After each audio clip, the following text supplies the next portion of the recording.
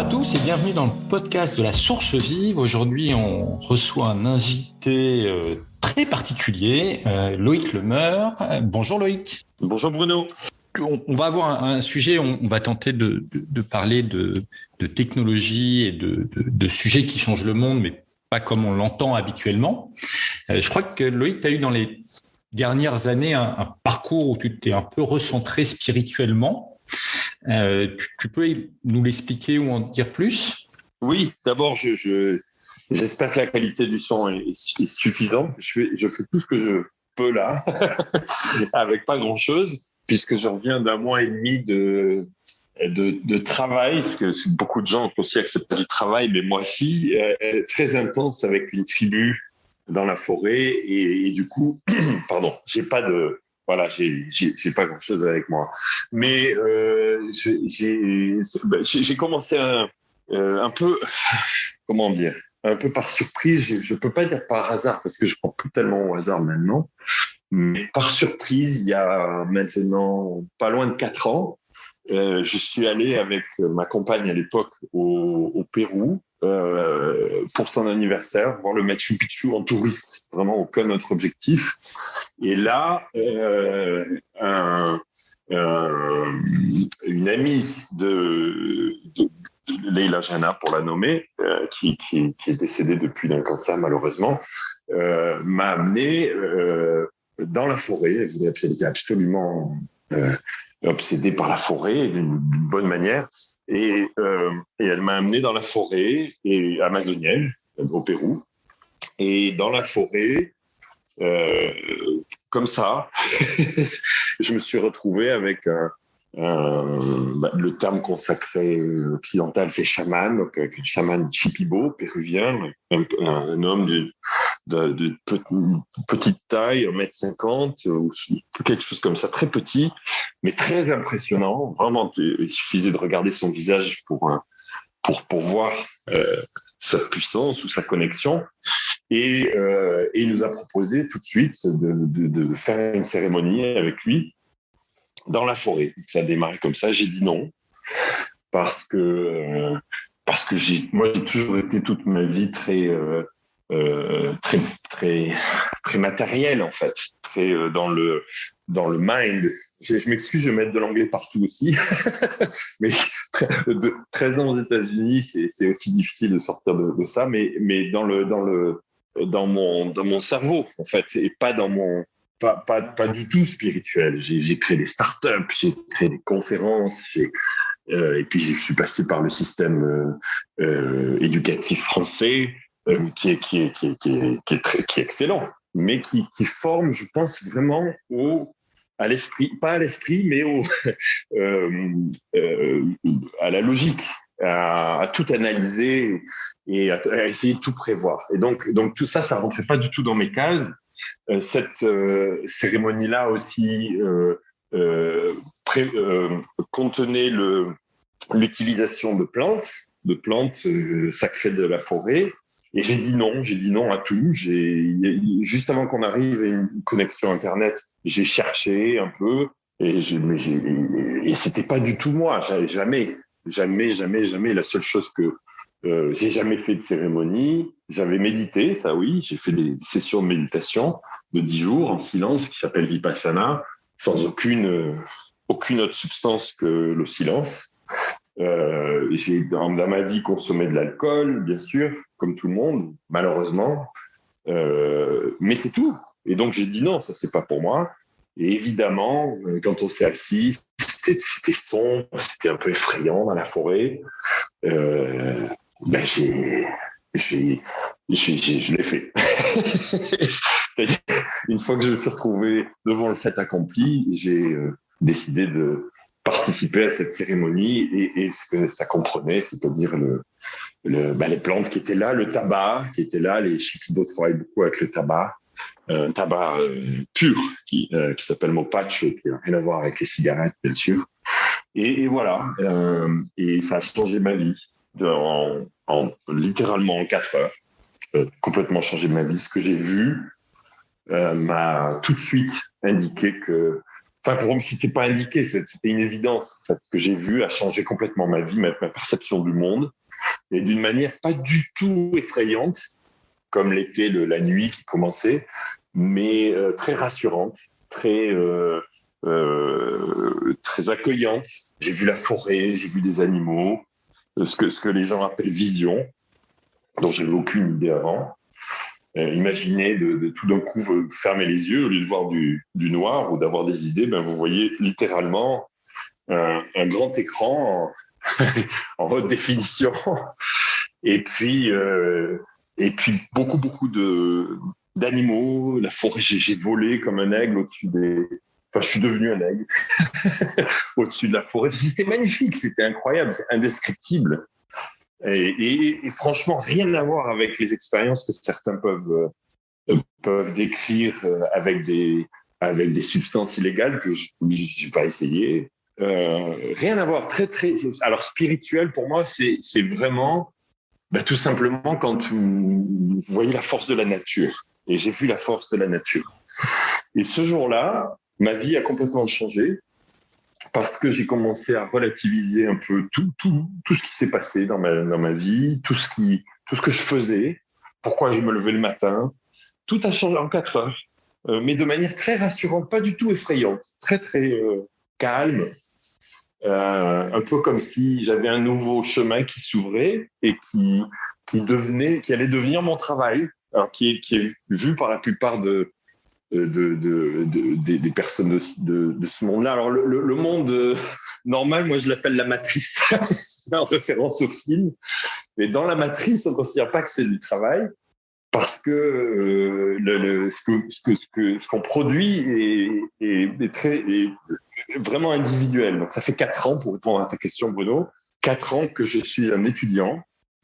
Je suis devenu je travaille sur moi. Après avoir créé pas mal de startups et de conférences, je travaille sur la startup de mon esprit. Et donc, ça peut paraître un peu fou, mais j'apprends comme jamais j'ai appris. J'apprends des choses que je ne pouvais pas imaginer que j'apprendrais un jour. Et j'ai une connexion avec la nature absolument extraordinaire. Donc, depuis 4 ans, j'ai participé à des centaines, littéralement, d'expériences de ce genre-là. J'essaie de trouver mes mots pour qu'ils restent très simples. Toujours de manière 100% légale, c'est-à-dire en Amérique latine, au Pérou, au Brésil, beaucoup au Brésil. J'ai commencé au Pérou, puis j'ai continué au Brésil, où toutes ces activités-là sont non seulement légales, mais normales, et acceptées, respectées. Et donc, pour faire un raccourci et te laisser, Bruno, guider cette conversation, j'ai commencé un peu, voilà, comme ceux qui commencent. J'ai commencé avec ces expériences-là, un peu de manière sporadique et comme, je sais pas, une fois tous les 2 mois. Et puis, récemment, je fais ce qu'on appelle des diétas. Donc, les diétas, ce sont des séjours dans la forêt de 1 à 3 mois avec des indigènes. Et là, c'est très intense puisque au début, j'y allais avec un traducteur, j'y allais avec des groupes d'occidentaux, et aujourd'hui j'y vais seul, sans aucune traduction, parce que j'ai la chance d'avoir été élevé pas loin de Perpignan en Catalogne, et donc j'ai appris le catalan et j'aurais cru que ça me servirait un jour, mais en fait le portugais est très très proche du catalan, et bien sûr latin, le français, l'espagnol, le catalan, et du coup je comprends, en quelques semaines, je comprends 100% de ce qu'on me dit en portugais là-bas, et j'arrive maintenant à parler. Donc, j'ai plus besoin de traducteur. Et je suis donc là, tel que je te parle, il y a littéralement 3-4 jours, j'étais encore dans une tribu qui s'appelle Yawanawa, et qui est au fin fond de la forêt. Il faut 4 avions ou 5 avions il faut 3 jours pour y aller. En avion, puis 2 heures de route, en 4x4, et puis 8 heures de bateau sur une petite pirogue. Moi, j'appelle ça le portail, parce que quand on prend ce bateau, ça peut paraître incroyable, 8 heures, mais c'est dans la forêt amazonienne. Et donc, on avance vers ce monde-là. Et une fois que vous êtes arrivé dans le village Yawanawa, là, tout est différent. La manière dont ils parlent, la manière dont ils sont élevés, leur valeur principale est la spiritualité. Tout ce qu'ils font est spirituel. Tout leur temps, et le plus important, c'est d'apprendre cette spiritualité-là. Par exemple, j'ai eu une conversation avec le fils du chef, qui s'appelle Mukamaini, et il m'a dit, il doit avoir 10 ou 12 ans, et je lui ai dit, comme on peut avoir ces conversations-là avec des enfants, mais qu'est-ce que tu veux faire plus tard? Et Vaini m'a répondu, mais évidemment, je veux aider les gens. Ah, et qu'est-ce que c'est pour toi aider les gens? Je vais aider les gens à guérir de leurs problèmes psychologiques ou de santé. Et il m'a dit ça avec une complètement naturelle, alors qu'il a 10 ou 12 ans. Et je lui ai dit, mais pourquoi tu veux faire ça? Et il m'a regardé avec un air de pourquoi je pose une question aussi idiote, la même question dans notre monde serait, si tu demandes à un enfant qui rêve de devenir entrepreneur, par exemple, pourquoi tu veux faire ça? Pourquoi tu veux réussir? C'est une question idiote. C'est la même chose là-bas. Et il m'a répondu avec une phrase qui m'a toujours marqué, dont je me souviendrai toujours. Est-ce qu'il y a quelque chose de plus beau ou de plus important que d'aider les autres? Et là, j'ai eu un silence de la sagesse d'un enfant comme ça qui m'a beaucoup, beaucoup impacté. Donc voilà, là j'en suis, je suis un étudiant, je suis à l'université de la forêt. J'apprends avec les indigènes et avec les plantes, avec les arbres, avec les animaux. Et c'est fascinant. Et voilà, ça fait 4 ans que je fais ça. Et je le fais de manière totalement consciente et calme, même si c'est parfois très difficile.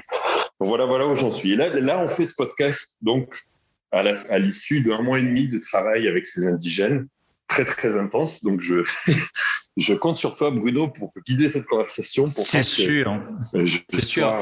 Trop effrayant. Parfait. Et en fait, moi, ce que je trouve assez frappant dans ton parcours, c'est que tu as toujours été un précurseur dans ta compréhension de monde nouveau. Ça a pu être le web à un moment, puis les réseaux sociaux, les blogs. Est-ce que tu penses aujourd'hui que tu es dans la même démarche par rapport aux plantes, avec cette impression de découvrir une terra incognita pour le monde d'avant, parce que le monde industriel regardait le web comme une sorte de truc un peu bizarre. Est-ce que tu penses que tu es à peu près dans la même démarche dans ton rapport aux plantes et à la découverte de ces médecines sacrées? Oui, je pense que les parallèles sont nombreux et inéluctables. C'est évident. La première chose pour moi, c'est quand le web a commencé à démarrer. En effet, je me souviens très bien d'une conférence dans laquelle j'avais été invité au World Economic Forum à Davos. Je te parle il y a 15 ans, dans laquelle, dans la salle, une personne s'était levée et m'avait agressé en me disant que jamais toute cette information ne sera sur Internet, que c'était une hérésie totale et que les choses qui devaient être secrètes devaient rester secrètes. Et puis, ce qui est arrivé après avec les réseaux sociaux et toute cette révolution-là, et surtout le fait que les corporates les embrassaient, c'était c'était un représentant d'une grande entreprise, et il a montré qu'il avait tort. Mais ça a pris 15 ans pour se passer. Et je pense qu'ici, alors je ne sais pas moi d'avoir raison, mais ce que je vois, c'est la même chose. La première chose, c'est qu'un peu comme l'information voulait de manière inéluctable se propager dans le monde et les gens se connecter comme on connaît ça aujourd'hui, comme c'est aujourd'hui complètement normal de se connecter avec des gens du monde entier ou de parler avec des gens du monde entier. De la même manière, il y a une vague de fond qui est la vague du manque total j'essaie de traduire ça bien en anglais, de happiness, les gens ne sont pas heureux. Les gens sont malheureux. Et peu importe. Et moi, j'étais moi-même dans ce cercle-là. C'est-à-dire qu'on est élevé à l'école dans la compétition. Alors, il faut être premier de la classe, ou il faut avoir des très bonnes notes. Ensuite, il faut rentrer dans les meilleures écoles. Une fois que vous êtes rentré dans les meilleures écoles, il faut être le meilleur de cette école-là ou faire le plus possible. Ensuite, vous rentrez dans le monde professionnel, que ce soit entrepreneur ou dans une grande entreprise, c'est la même chose. Il faut un peu marcher sur les autres pour avancer, gagner les compétitions. Tu le sais bien avec les compétitions d'agence. Moi aussi, j'ai fait ça un peu pendant quelques années. Et en fait, on apprend la compétition et on apprend aussi le désir permanent d'avoir plus. Alors, plus de quoi? Plus de, évidemment, l'argent, mais une maison, 2 maisons, une voiture, 2 voitures, et puis on continue. Et ensuite, il n'y a pas de fin, donc c'est le hamster wheel. Comment on dit ça en français?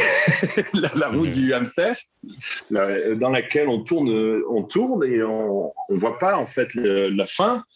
Et moi, j'ai passé 13 ans dans la Silicon Valley où j'ai vu l'extrême de ça. C'est-à-dire que j'ai parmi mes amis des milliardaires qui sont les symboles les plus parfaits de la réussite du monde capitaliste ou du monde occidental, qui sont, ils ont tout.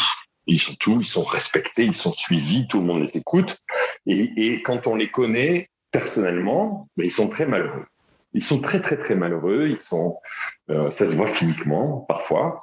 Mais sinon, c'est permanent. Donc, en fait, cette vague-là finalement, les valeurs avec lesquelles on grandit, l'éducation avec laquelle on grandit, les valeurs de réussite et de succès. Qu'est-ce que la réussite pour nous sont en train de s'effondrer complètement, vont s'effondrer parce qu'elles ne mènent pas... la priorité, c'est pas du tout le bonheur des gens, un peu comme le Bhoutan a mis au centre de sa communication, en tout cas, que leur principe essentiel, c'était que leurs habitants soient le plus heureux possible. Et ça, c'est très différent d'un monde capitaliste. Donc, pour revenir sur ta question, je pense que tout ça est en train de craquer, de complètement craquer, sans vouloir être alarmiste. Je pense que ça craque doucement, mais sûrement, et que derrière, on voit les fléaux, c'est-à-dire que la dépression est un des mots évidemment qui coûte le plus cher au système de santé. Il n'y a pas de psychiatre ou de thérapeute, j'ai rien contre eux. Hein. J'ai moi-même passé 7 ans avec un psy quand j'ai divorcé à l'âge de 40 ans, j'ai 48 maintenant, et donc je sais ce que c'est, et c'est utile, ça remplit un... Mais alors, ce que j'ai jamais essayé, c'est les antidépresseurs, mais j'ai fait des sessions, beaucoup. Mais si on regarde ça, c'est un des mots qui est le plus onéreux pour notre système, mais puis aussi le plus désastreux, parce qu'il est silencieux. On le voit pas. Les gens ont l'air très heureux, mais à l'intérieur, ils sont pas du tout heureux. Et ce qui se passe derrière, c'est que ça se transforme physiquement, donc avec des cancers, avec des maladies qui sont purement, à mon avis, dont l'origine, et je n'en sais rien, je ne suis pas médecin, mais dont l'origine est purement mentale. C'est-à-dire quand vous êtes malheureux toute la journée, eh bien, en général, il y a un mal physique qui se développe, qui peut avoir toute une série d'apparences physiques ou de maux qui se créent, qui peuvent aller jusqu'à la mort, pourquoi pas, malheureusement, avec le cancer et autres. Et ça, c'est un désastre.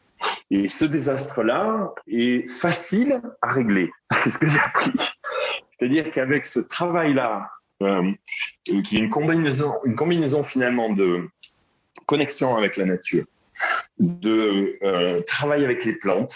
Je vais rester assez générique là-dessus parce que j'ai travaillé moi-même avec plus d'une 50aine de plantes ou de produits animaux, on va dire, très différents. Certains sont très effrayants. Par exemple, on m'a injecté du poison d'une grenouille qui s'appelle corbeau, qui est c'est assez effrayant, mais c'est très efficace, jusqu'à des thés tout simples. Par exemple, une fois dans la forêt, j'ai eu une coupure qui s'est infectée, et c'était vraiment pas beau du tout. Et c'était très rapide. Et j'ai appris après que c'était, en fait, en anglais, on dit flesh-eating bacteria. C'est le gangrène en français. Oui, c'est ça. Tu as une plaie, voilà. Tu as une plaie, puis ça s'agrandit. Et puis on ne peut pas l'arrêter. Et si on ne le traite pas assez vite, ben on coupe le bras ou la jambe. Et j'ai eu ça. Enfin, j'ai cru que j'avais ça, parce que c'était assez évident, mais je ne vais pas rentrer dans le détail. Et j'ai été tout de suite voir l'épouse du chef de Yawanawa, qui s'appelle Putani, qui est la première femme indigène qui a été formée à toutes ces technologies, comme tu dis, ancestrales, parce que les femmes traditionnellement n'étaient pas formées, et les indigènes aussi ont leur propre zone d'évolution. C'est encore le cas, et je pense que c'est bien parce qu'on peut aussi nous leur apprendre quelque chose, notamment sur le rôle de la femme. Mais en tout cas, Putani, elle est pagé. On dit pagé chez les Brésiliens. Pagé, c'est le développement spirituel le plus élaboré. On peut dire chaman chez nous. Ils détestent le terme chaman, donc ils disent pagé. Donc elle est pagé. Je suis allé la voir tout bêtement. Je lui ai montré ma plaie, et je lui ai dit, Putani, qu'est-ce que... Ouais. Et elle m'a dit, ah oui, j'ai une plante pour ça, et on va te faire un thé. et moi, avec mon esprit occidental, je ne peux pas m'empêcher de penser, je pense que je vais plutôt me mettre dans le bateau et aller à l'hôpital. Parce que j'avais juste peur, quoi. Et elle m'a regardé, elle m'a dit, fais-nous confiance. C'est tout. Ils ont une manière d'utiliser les mots qui est très, très... Ils parlent très, très peu. Et c'est tout. Elle m'a regardé avec son regard très, très, très puissant. Et je me suis dit, je vais lui faire confiance. OK, je vais mettre mes peurs de côté. Et donc, ils m'ont passé une plante là-dessus. Et m'ont dit, ça, c'est notre antibiotique. Il n'y a pas de médecine... il n'y a pas de médicaments occidentaux dans le village. Très, très peu. Il y en a un, c'est le vaccin du Covid.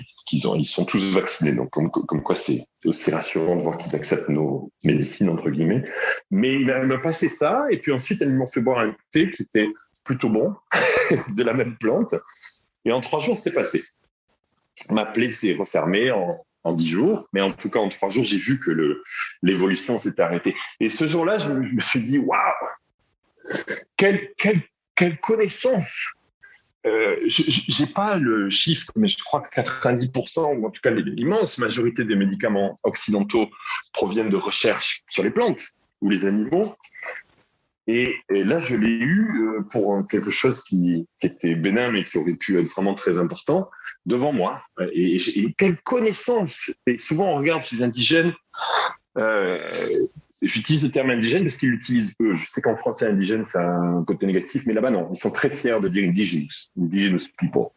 Et donc, pour moi, ils ont une connaissance ancestrale des pratiques dont on a aucune ou très très peu de connaissances et qui est fascinant. Donc, je reviens à ta question. J'ai dû essayer, en fait, beaucoup plus d'une 50aine de plantes et d'animaux. Et pour revenir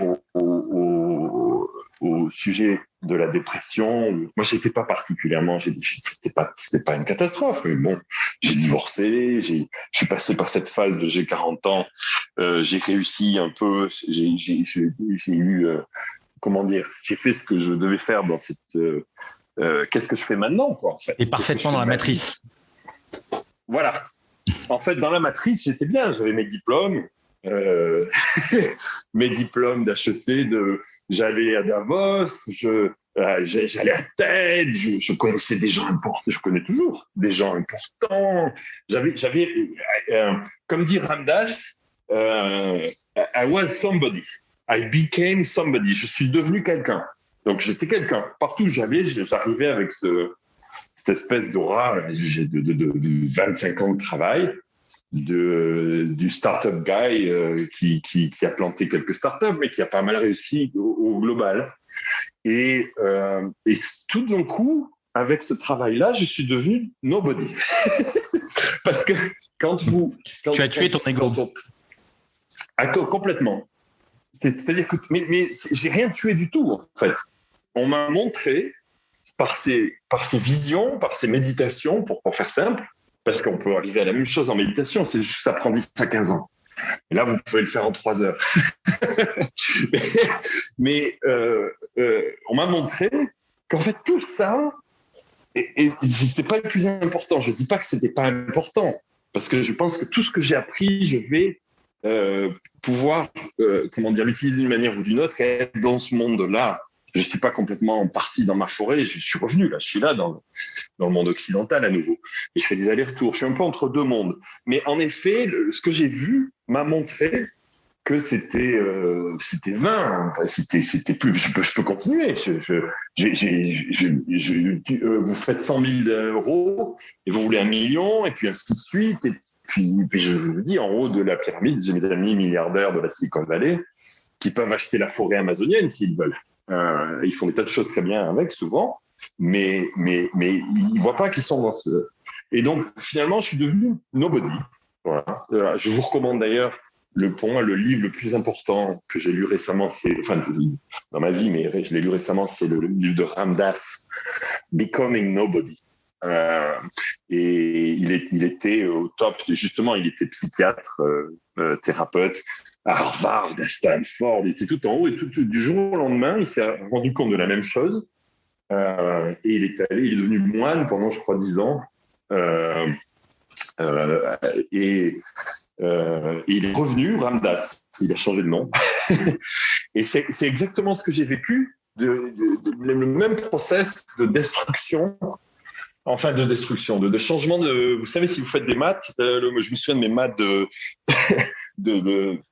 à l'école, le concept basique, c'est on peut changer de référentiel. Et je me souviens de ça, je me souviens pas grand-chose, mais ça, je m'en souviens. Et là, j'ai changé de référentiel. C'est-à-dire que tout d'un coup, mes axes, mais mon positionnement, tout ne veut plus dire grand-chose. Alors par contre, du coup, il faut trouver le nouveau référentiel. C'est ce que je fais en ce moment. Donc ça fait 4 ans que je me forme, que j'apprends. Et pour revenir sur ce mal de happiness, dépression, de vie sans objectif, eh bien tout ça est résolu très très rapidement. Moi, ça m'a pris à peu près 1 an. Ce qui est très rapide à l'échelle d'une vie. Sans aucun médicament, j'ai complètement arrêté les sessions avec les psys, même si à nouveau je respecte parfaitement leur travail et d'ailleurs il y a des travaux conjoints avec des retraites avec les plantes et des psys occidentaux qui travaillent avec les plantes et c'est vraiment extraordinaire parce qu'il faut faire attention à la réintégration bien sûr, mais c'est précieux. Ce que j'ai vécu là est totalement précieux et à la portée de tout le monde. Du moment que alors ce qu'on dit, c'est de let go, de faire confiance. C'est un peu comme j'ai fait confiance à Poutani quand j'ai eu cette plaie. Il faut faire confiance. Et ça, c'est difficile. Et puis, il faut aussi travailler avec les bonnes personnes, parce qu'il y a bien sûr des guides qui ne sont pas bien formés. Je ne dis pas du tout indigènes ou occidentaux. Je pense qu'il y a des gens occidentaux de très, très grande qualité, des indigènes qui sont très mauvais. Donc, il faut faire attention. Ce n'est pas la couleur de peau, ni les plumes sur la tête. Ou les maquillages. Et donc, il faut travailler avec les bonnes personnes. Mais voilà, enfin, je m'excuse, j'étais long. Oui, mais c'est très bien. Mais ce qui est intéressant dans ce que tu dis, c'est que ça vient percuter une autre réalité que toutes les entreprises aujourd'hui affrontent, qui est la transformation du climat, la disparition du vivant et l'impression qu'on a une matrice qui est un peu sortie de la nature. Et que donc, tu as un enjeu aujourd'hui pour beaucoup d'entreprises, qui est de réatterrir, de construire des communautés de collaborateurs où les gens sont à minima pas trop malheureux et qui font relativement sens. Et donc tu parlais de technologie pour éviter pour parler de ces médecines sacrées. Est-ce que tu penses qu'au bout d'un moment les cultures dites indigènes peuvent nous aider à nous reconnecter à la nature et peuvent apporter des solutions aux organisations, à nos pays pour aller mieux. Oui, j'en suis persuadé.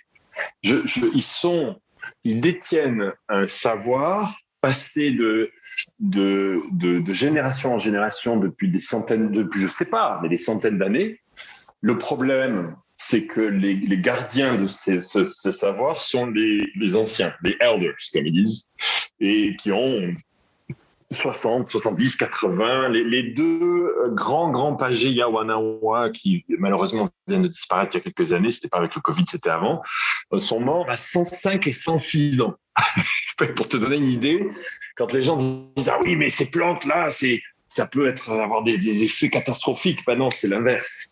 C'est quand elles sont utilisées, bien sûr, avec cette connaissance, c'est l'inverse, c'est vraiment la plante de vie. Mais moi, personnellement, j'ai jamais été aussi bien dans mon corps, dans ma tête. Je sais ce que je fais, je sais pourquoi je le fais.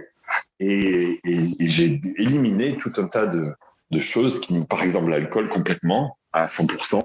Et en fait, dans ce que tu évoques, il y a quelque chose qui est étonnant, c'est que tu as incarné en France le web ou une culture du digital et une forme de culture de l'hyper-rapidité, où ce qu'il faut, c'est aller vite, exécuter rapidement, sans forcément rêver. Et là, tu évoques un nouveau rapport au temps, une sorte de culte de la lenteur ou de recherche de la lenteur. Et tu penses que ça peut changer sa manière de voir le monde ? Je te remercie de poser cette question-là ou d'amener ce sujet-là parce que j'y avais pas pensé, en tout cas dans une conversation. C'est probablement une des choses les plus difficiles pour moi parce que, comme je disais tout à l'heure, notre société nous forme à la compétition, au succès absolu par la compétition et l'accumulation de richesses et de savoir. Ici, et la vitesse. J'ai même un post, d'ailleurs, je suis très content de l'avoir, un blog post où j'avais écrit, que j'avais appris dans la Silicon Valley, que rien n'était plus important que la vitesse d'exécution.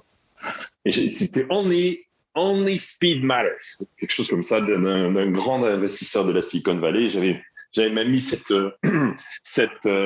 photo de Luke Skywalker dans la guerre des étoiles, qui rentre dans l'étoile noire et qui va le plus vite possible pour pas qu'on puisse le rattraper. Et aujourd'hui, j'ai un de ces, on va l'appeler chaman pagé, qui m'a dit un jour, je vois ton évolution spirituelle, j'ai un seul conseil pour toi.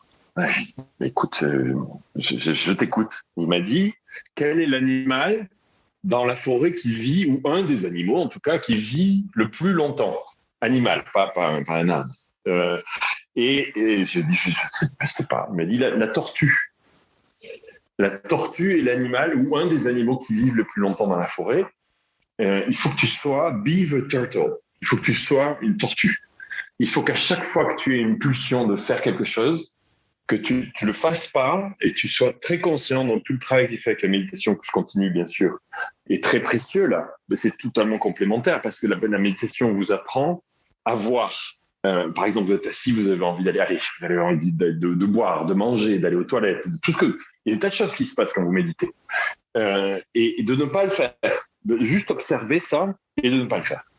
Et la même chose quand vous avez des impulsions très fortes avec cette vie spirituelle, parfois, ça ressemble même à des ordres.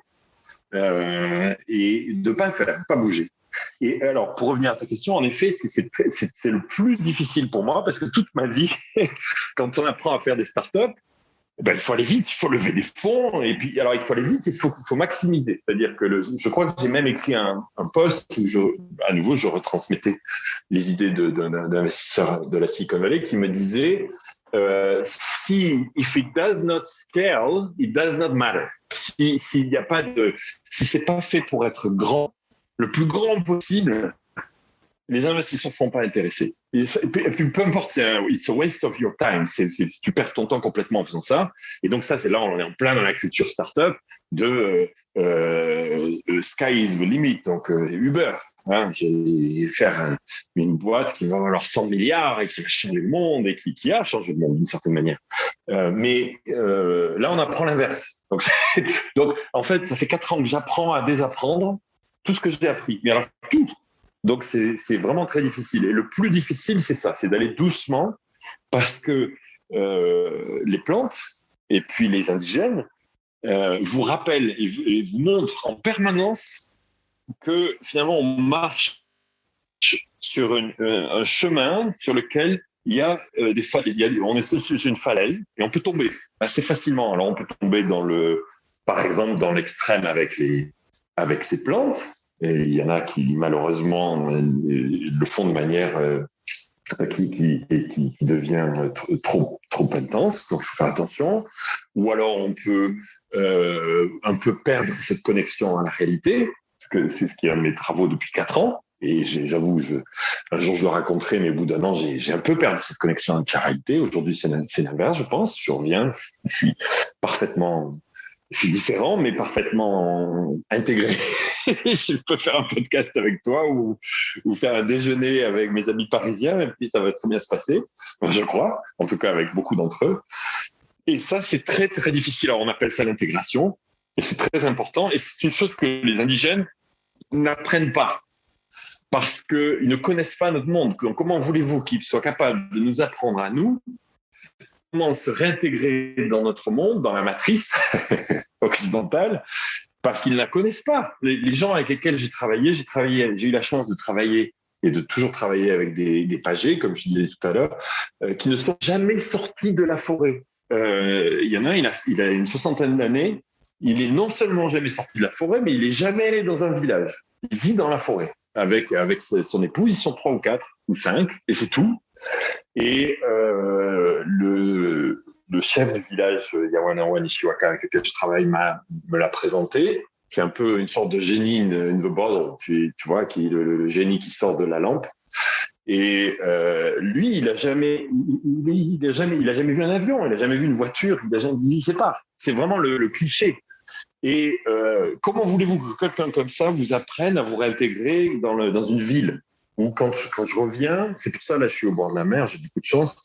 Quand je reviens, si je vais à San Francisco ou à Paris, j'entends tout, j'entends les voisins à côté, parce que les plantes vous rendent très, très, très, très sensibles. C'est un peu comme si, pour pousser un peu, parfois j'ai l'impression que j'entends ce que pensent les gens. et ça arrive, on appelle ça synchronicité. C'est-à-dire, c'est un peu comme si vous, par exemple, tu dis quelque chose et je sais déjà que tu vas le dire. Je sais que ça t'est arrivé, ça nous arrive à tous.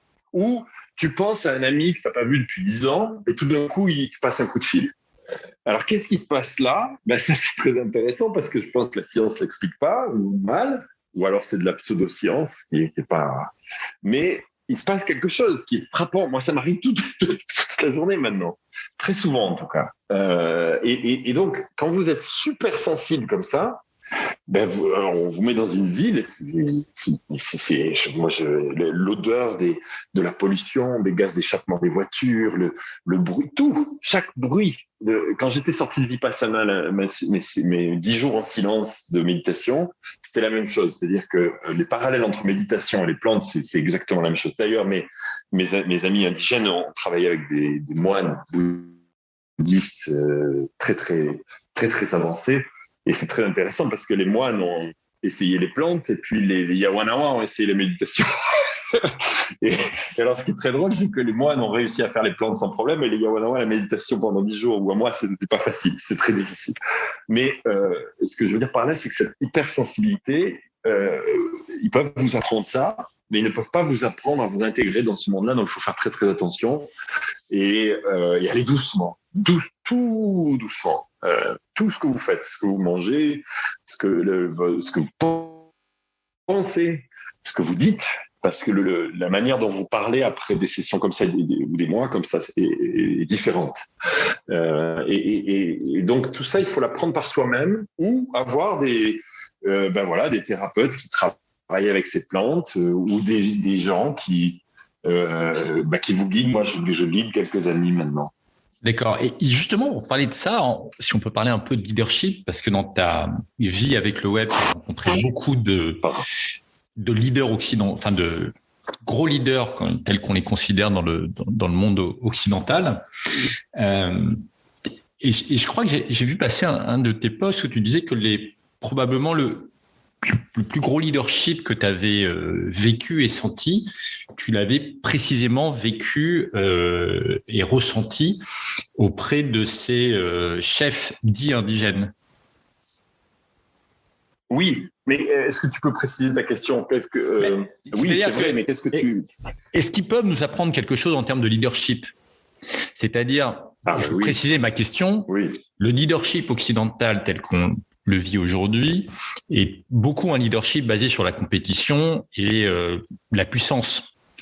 Oui, c'est le leadership du calme, de la patience. Là, alors, par contre, très, très similaire aux bouddhistes. De ne rien faire. Apprendre à ne rien faire. Et alors, rien faire, c'est pas rien faire, en fait. Rien faire, c'est écouter. C'est sentir. Moi, j'ai appris avec des animaux. Alors là, je vais paraître un peu bizarre, mais j'ai regardé... il y avait 2 chats dans le village, qui étaient des chats sauvages. Et donc, c'est pas tout à fait les mêmes, bien sûr, les mêmes pratiques. Ils font pas la même chose que des chats de ville. Avec ceux qui sont habitués à être avec des hommes, je les ai vus chasser un criquet. et j'ai regardé pendant 1 heure 2 chats essayer de tuer un criquet de 15 cm ou 20. Et j'ai appris là, mais c'est incroyable.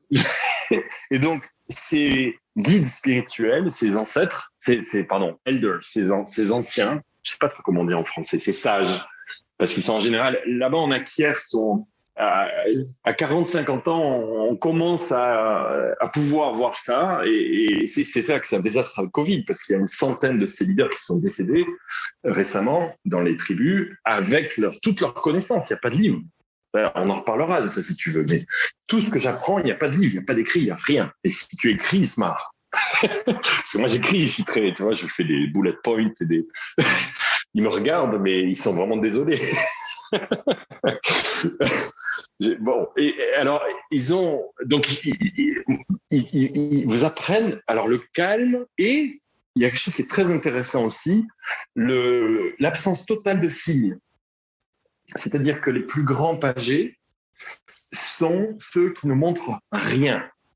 Quand vous voyez le cliché du chaman, soit indigène, soit occidental, qui porte des tas de trucs et des colliers, et des choses en couleur, mais qui le montrent, en général, danger.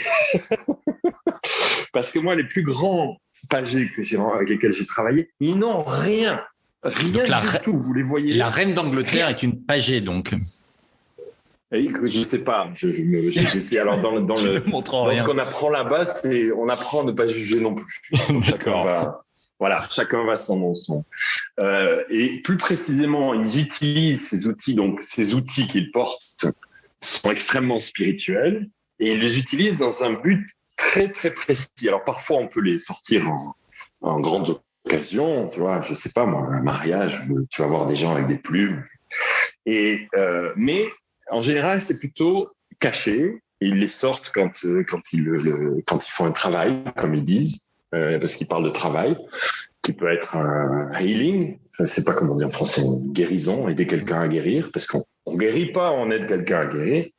Et dans ce cas-là, ces outils-là sont vraiment des outils de travail. Et pour les voir, il faut être capable de travailler, d'avoir suffisamment travaillé avec les plantes pour les voir. Moi, j'en ai.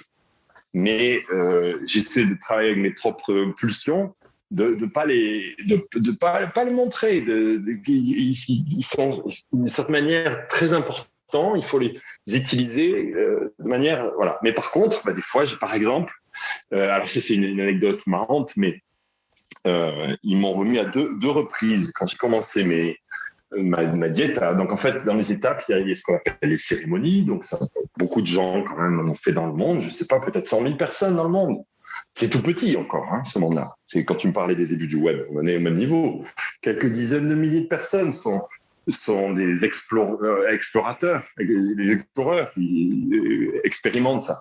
L'étape d'après, ce sont les diétas. Donc les diétas, on va un mois avec eux et on vit avec eux et on fait tout ce que j'expliquais tout à l'heure. Et là, ils m'ont remis des plumes. donc j'ai eu une couronne de plumes, une petite au début d'étudiant. Et ces plumes ont une connexion avec la nature et je ne sais pas comment expliquer ça sans être trop bizarre, mais ce sont une sorte d'antenne en fait.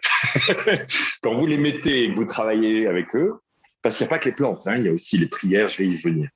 Mais je l'ai vu tout de suite. J'ai vu ces plumes se connecter d'une certaine manière avec mon esprit et m'aider. Alors là, ça y est, je vais partir. Là, il y en a qui vont se dire, mais écoute, ça y est, il est parti. Mais en fait, j'ai vu ce que ça permettait de faire. Et ensuite, petit à petit, les plumes changent. Il y a d'autres plumes parce que alors que ce soit les plumes ou des outils spirituels particuliers, vous aident.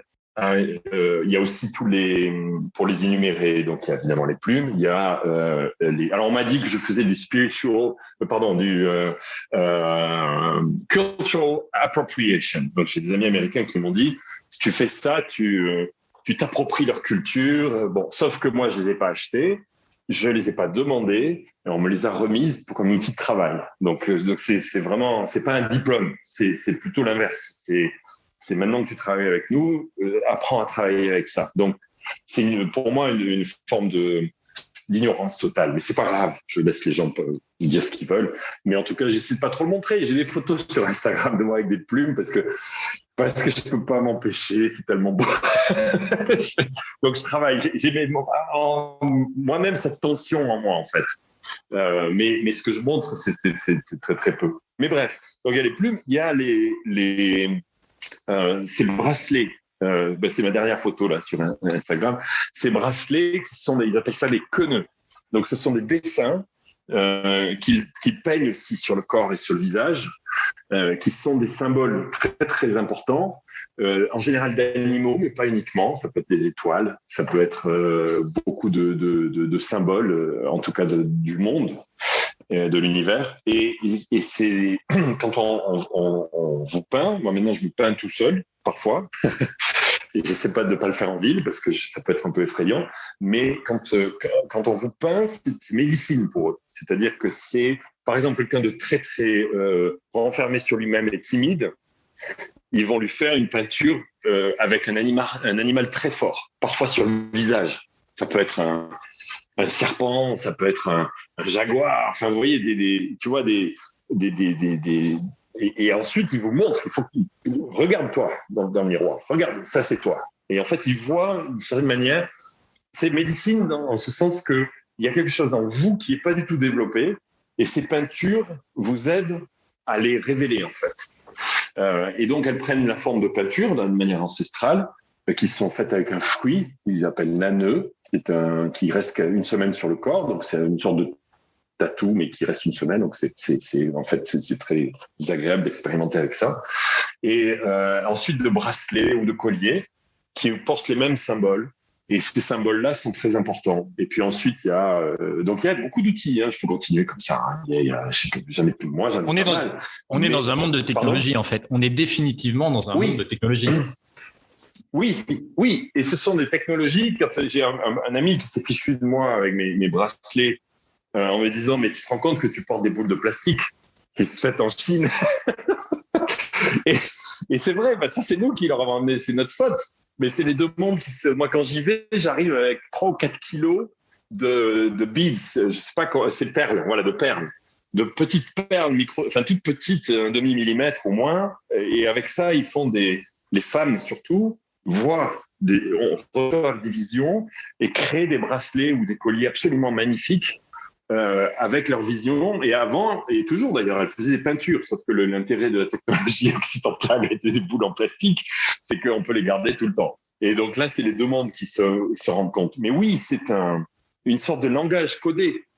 Quand on porte un bracelet comme ça, on le regarde il vous dit des choses, ou il peut révéler quelque chose en vous que vous ne saviez pas, ou résoudre un problème. Et je sais, ça paraît complètement, mais c'est une technologie ancestrale, je n'ai pas peur des mots, comme tu dis, qui est complètement incomprise. Alors, je reviens à ta question sur les chefs, ils apprennent le calme, ils apprennent l'humilité.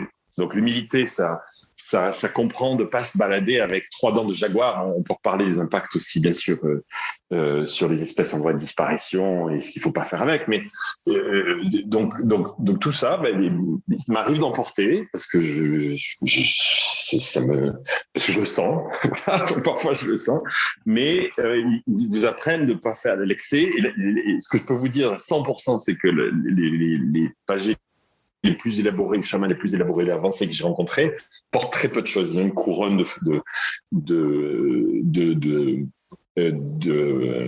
feathers, comment on dit, de plumes qui sortent en cérémonie, mais c'est tout en général et quelques petits trucs. Mais c'est une technologie. Alors, l'autre technologie, Bruno, c'est vraiment ce qui est considéré, pas du tout considéré dans notre société. Et je pensais comme ça quand je suis arrivé, ce sont les chants. Alors, il y a deux catégories de chants. Le premier, ce sont les chants qui sont vraiment des chansons. Il y en a 3, en fait. Le premier sont ces chants-là que les Shipibos, donc au Pérou, appellent des Icaros, que les Yawanawa chantent toute la journée. Ils se qualifient comme le peuple du chant, que leur don, c'est le chant. Et c'est pour ça qu'il y a beaucoup de plumes de perroquets, ou d'oiseaux qui chantent. Et le perroquet est un de leurs animaux, l'esprit les plus importants pour eux, parce que c'est aussi un messager qui délivre des messages avec ses chants. Alors là, à nouveau, on va être un peu ésotérique, mais ces chants ont tous une signification. Alors, certains sont juste là pour vous rendre heureux. Donc, il y a des chants qui vous mettent tout de suite à l'aise, notamment en cérémonie, parce que ça peut être un peu effrayant au début. Et ils ont tous une force particulière. Donc certains calment la force. Alors, ce que j'appelle la force, c'est un peu comme la force dans la guerre des étoiles, mais c'est un peu ça. Est-ce que tu sens la force? C'est une des questions qui revient. Parce que quand on fait ces genres de travaux, alors pas forcément avec les plantes, ça peut être seulement avec les champs. Il y a des choses qui se passent modifiées dans son esprit, dans son cœur, uniquement avec les chants. Et je vous recommande un autre bouquin là que je suis moi-même en train de finir, qui est en anglais, pardon, The Mysticism of Sound and Music. Et ça, c'est Soufi. On se trouve sur Amazon. C'est en fait, ce sont les guides spirituels soufis qui expliquent à quel point les chants sont importants et les danses. Mais ça c'est encore autre chose. Mais sur les chants, donc moi j'ai appris, je connais maintenant, je sais pas, une 50aine de chants. Il y en a qui sont là pour augmenter cette force, d'autres pour diminuer cette force, parce que parfois c'est trop. Et ensuite, certains chants appellent certaines énergies très particulières dont on peut avoir besoin à un moment particulier, quand quelqu'un traverse une phase difficile, ou soi-même. Et donc, il faut apprendre ces chants, et il faut les apprendre au mot près. Donc, j'ai appris en Yawanawa. J'apprends à parler le Yawanawa maintenant. C'est-à-dire que j'apprends une langue qui est parlée par 500 personnes dans le monde. Donc c'est pas facile parce que c'est pas latin du tout, mais la force des chants est aussi importante que les plantes, et là on peut parler aussi d'ailleurs du rôle de la science qui a tendance à analyser ces plantes et à en faire des médicaments, sauf qu'en général c'est totalement déconnecté de l'entourage ou du background spirituel qui va avec, et pour les indigènes c'est une hérésie de vouloir mettre ces plantes dans des pilules. C'est vraiment c'est une forme totale d'ignorance de notre part, mais ça peut être bénéfique. D'ailleurs, il y a beaucoup de travail, notamment aux États-Unis, sur les vertus antidépressives de certaines plantes. Mais sans les champs, ces plantes-là ne sont pas activées comme elles pourraient l'être, en tout cas, même si elles ne sont pas dangereuses. Et ensuite, l'étape... Toujours là, Bruno? Oui, bien sûr, bien sûr. D'accord. Non, je me demandais si la connexion Internet était toujours là. L'étape d'après, ce sont les prières.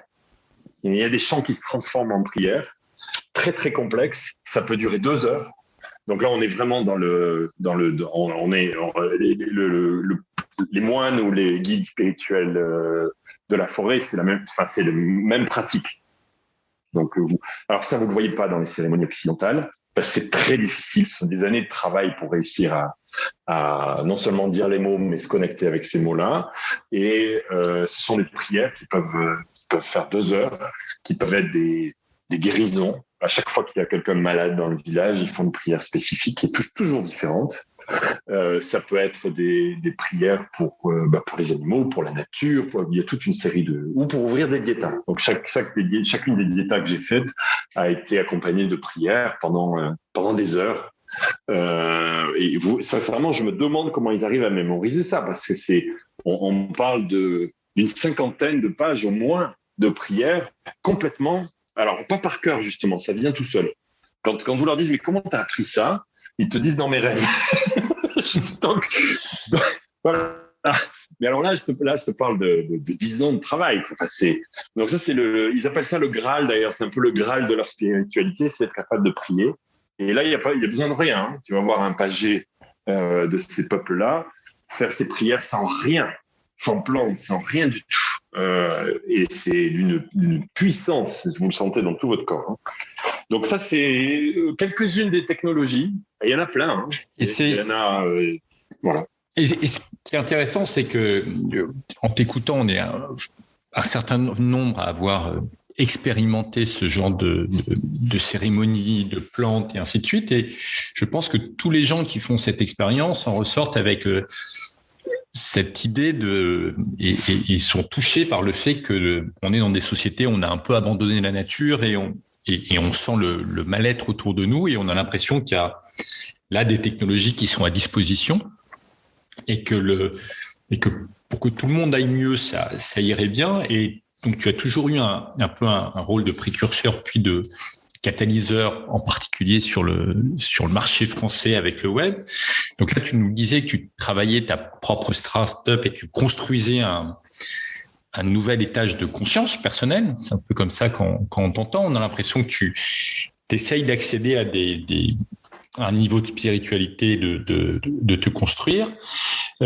La suite de ça, est-ce que tu penses utiliser une forme de savoir-faire que tu as démontré dans ta capacité à, je ne dirais pas guider une société, mais à faire passer des messages et à transformer. Et tu disais que ce que tu ressentais dans ton rapport aux plantes était à peu près ce que tu ressentais dans le rapport au digital au début, c'est-à-dire ce monde inconnu où ça te paraît évident que ce truc va transformer le monde et les gens te regardent un peu hébétés. Est-ce que tu penses qu'une fois que tu auras atteint un certain niveau de conscience, tu as je ne sais pas si le terme mission était un peu barré, mais tu as une sorte de vocation à aider à ce que tout ça se propage et que tout ça permette d'aller mieux en Occident?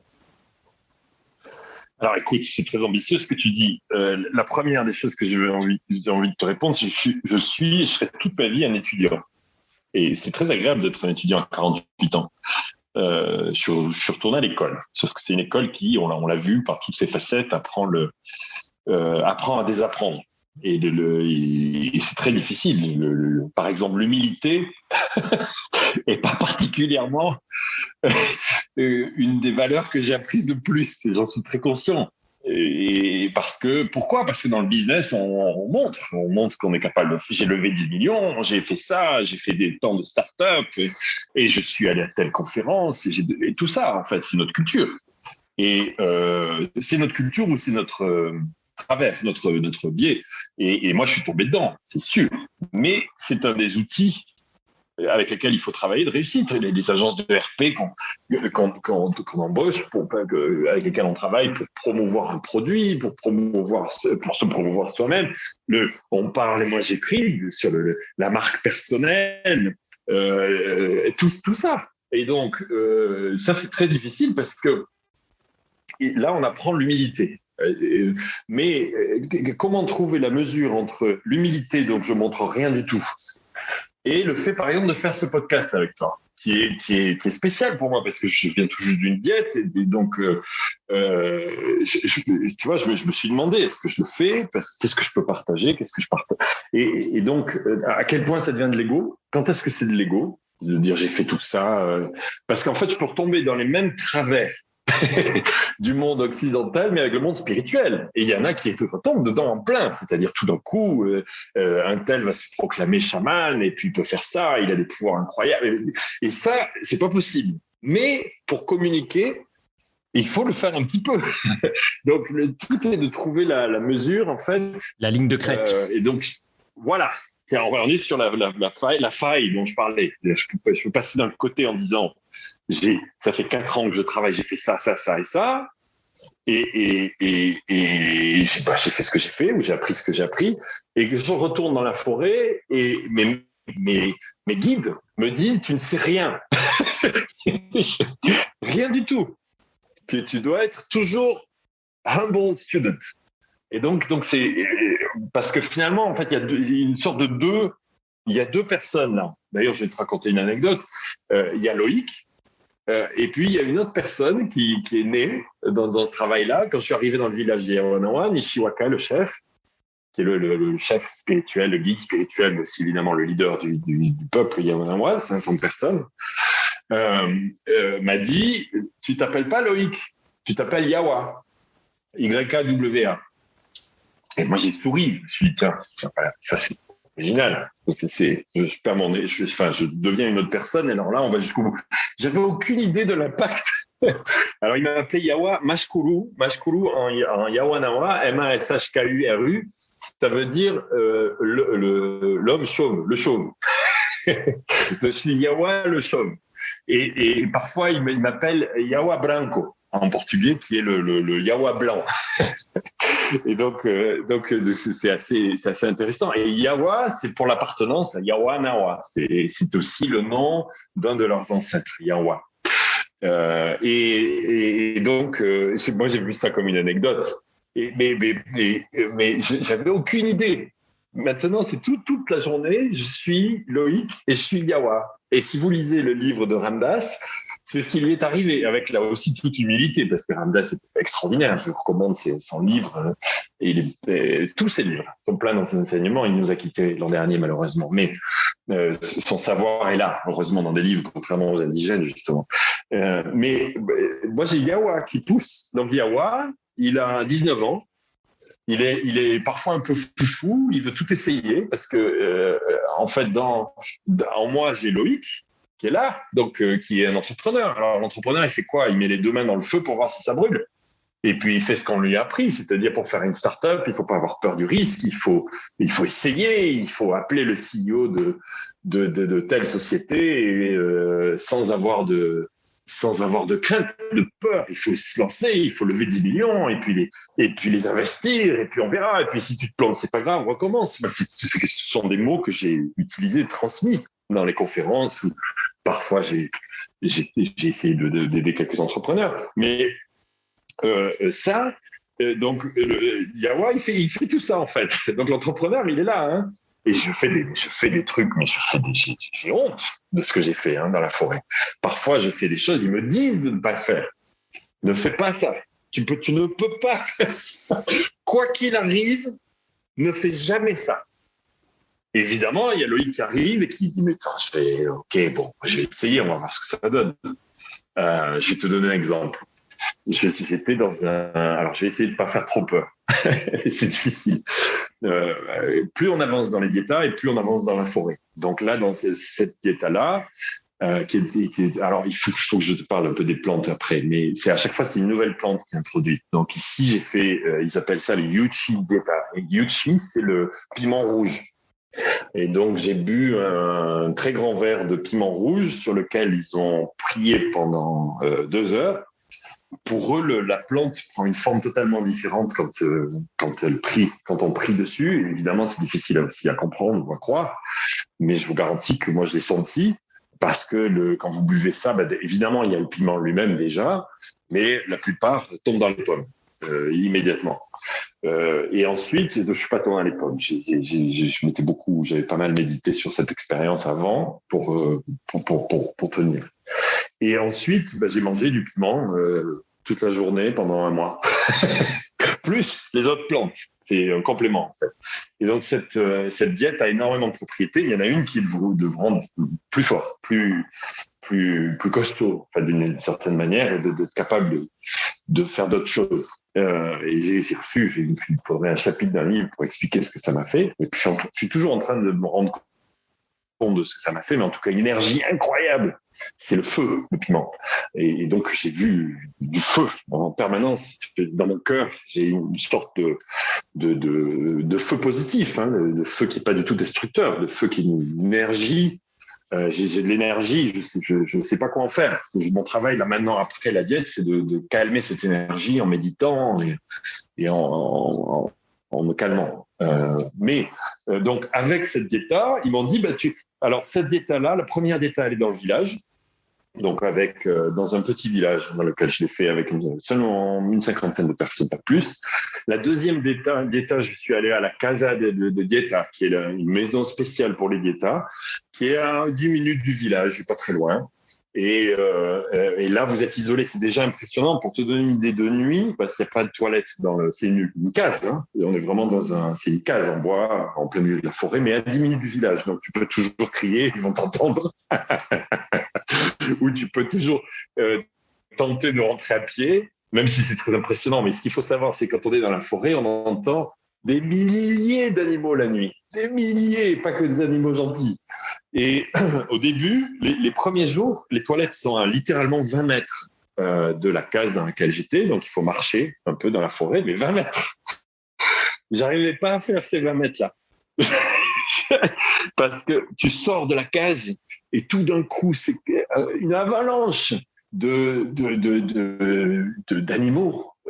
fabuleux, d'oiseaux. C'est tout un monde qui est là. Et alors là, je te parle sans aucune plante, hein, juste parfaitement normal.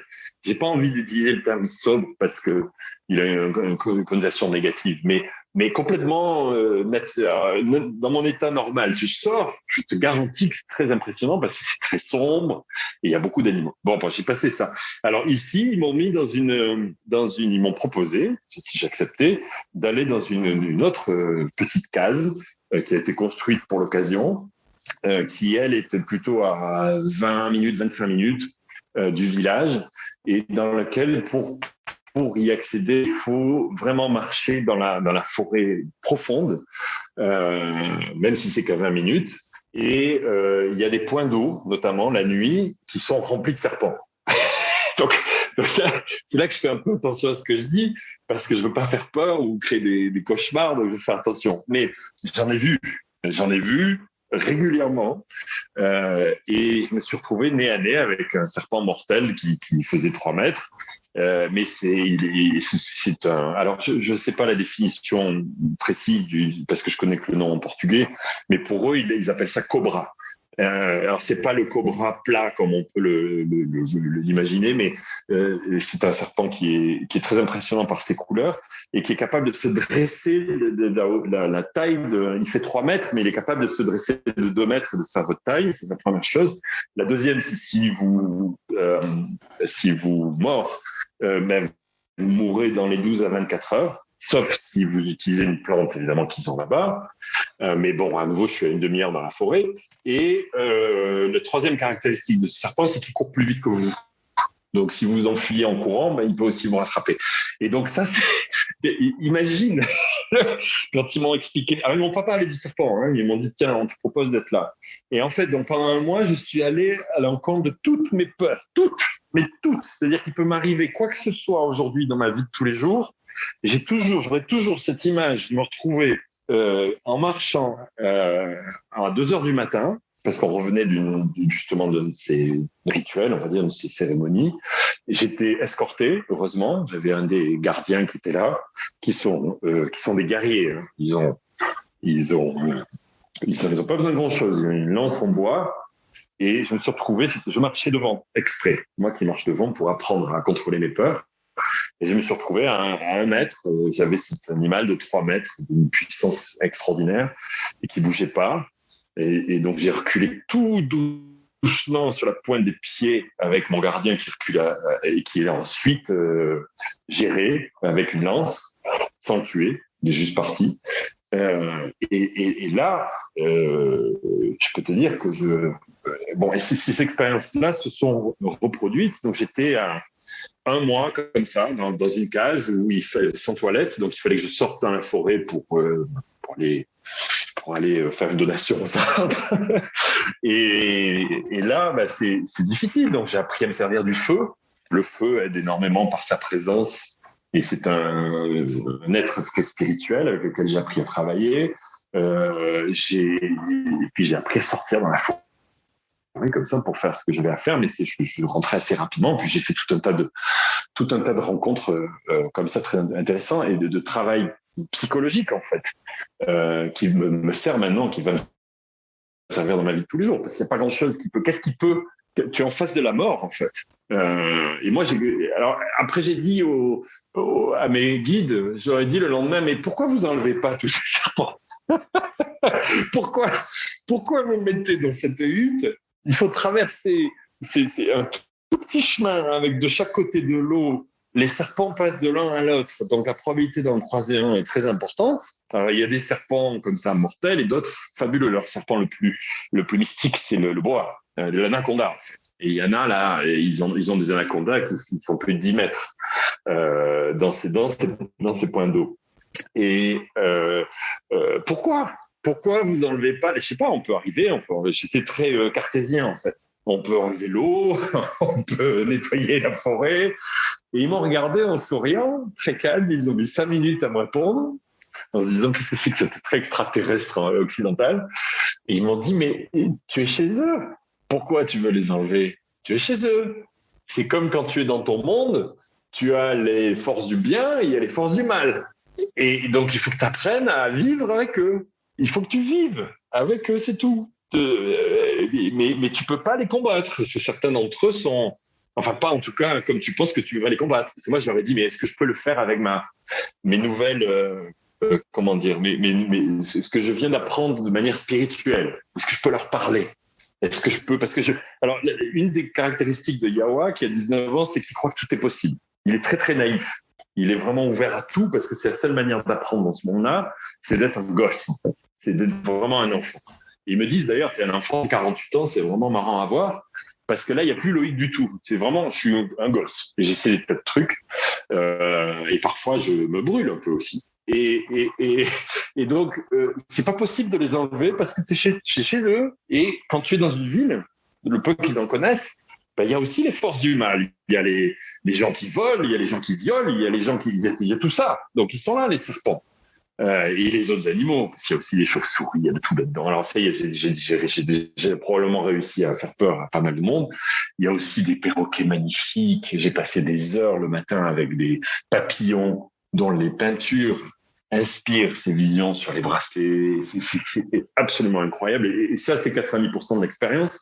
Et pour vous rassurer, si jamais certains ont envie un jour de faire un voyage, parce que j'amène... Pour répondre un peu à ta question, j'y répondrai après sur ce que je fais maintenant, mais je commence à amener des groupes où je commence à parfois guider un peu dans ce monde-là, mais de manière très très simple, souvent avec des chansons par exemple, ou une transmission de ce que j'ai appris, et sans utiliser quoi que ce soit d'autre. Et donc ce que ça m'a appris, c'est ça, c'est qu'il y a vraiment des choses qu'il ne faut pas faire. Donc je vais te donner l'anecdote. En fait, j'en venais à ce moment-là. Un jour, je suis resté dans ma case et tous les soirs, au début, avec un gardien qui dormait avec moi dans un lac, parce que je ne supportais pas d'être tout seul dans cet endroit-là, qui est en fait l'endroit dans lequel leurs ancêtres sont nés, parce que les femmes accouchent dans la forêt là-bas. Il n'y a pas toute la technologie et les pratiques qu'on peut avoir. Et puis, là où ils ont été, à quelques mètres, à quelques dizaines de mètres de là, il y a le cimetière des anciens. Et c'est là où je dormais. C'est assez impressionnant. Et je ne sais pas pourquoi, au bout de 10 jours, il m'est venu cette idée saugrenue de dire à mon gardien, écoute, on va aller marcher dans la forêt, de nuit, sans lampe. Il m'a regardé, il m'a dit, mais qu'est-ce qui te passe par la tête? Et il l'a fait. Il m'a dit, OK, alors tu passes devant. On avait les lampes, des headlamps, lampes sur la tête, mais je les ai éteintes. Et j'ai commencé à avancer tout doucement dans la forêt, sur ce chemin, parsemé de ce que j'ai décrit avant, et de toute autre chose, tout doucement, en essayant de sentir et d'écouter, et d'entendre chaque bruit, chaque son, parce que souvent les animaux, on arrive à les percevoir, en tout cas la plupart. Et j'ai fait, alors je vais te dire, j'ai fait 15 mètres. Je me suis arrêté et je suis rentré, pas en courant, mais c'est pas jamais courir, dans la case. Et le lendemain, on a débriefé avec le chef. Et le chef m'a dit, qu'est-ce que tu essaies de faire? Qu'est-ce qui se passe dans ta tête? Et j'ai dit, moi, je suis un entrepreneur.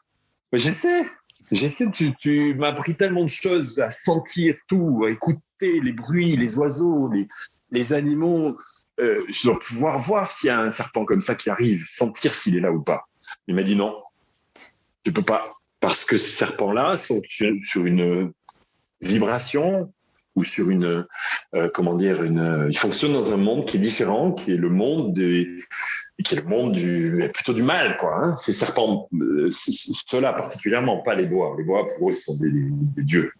Et tu peux pas, tu ne les verras pas. Ils vont approcher et ils ne savent faire qu'une chose, c'est tuer.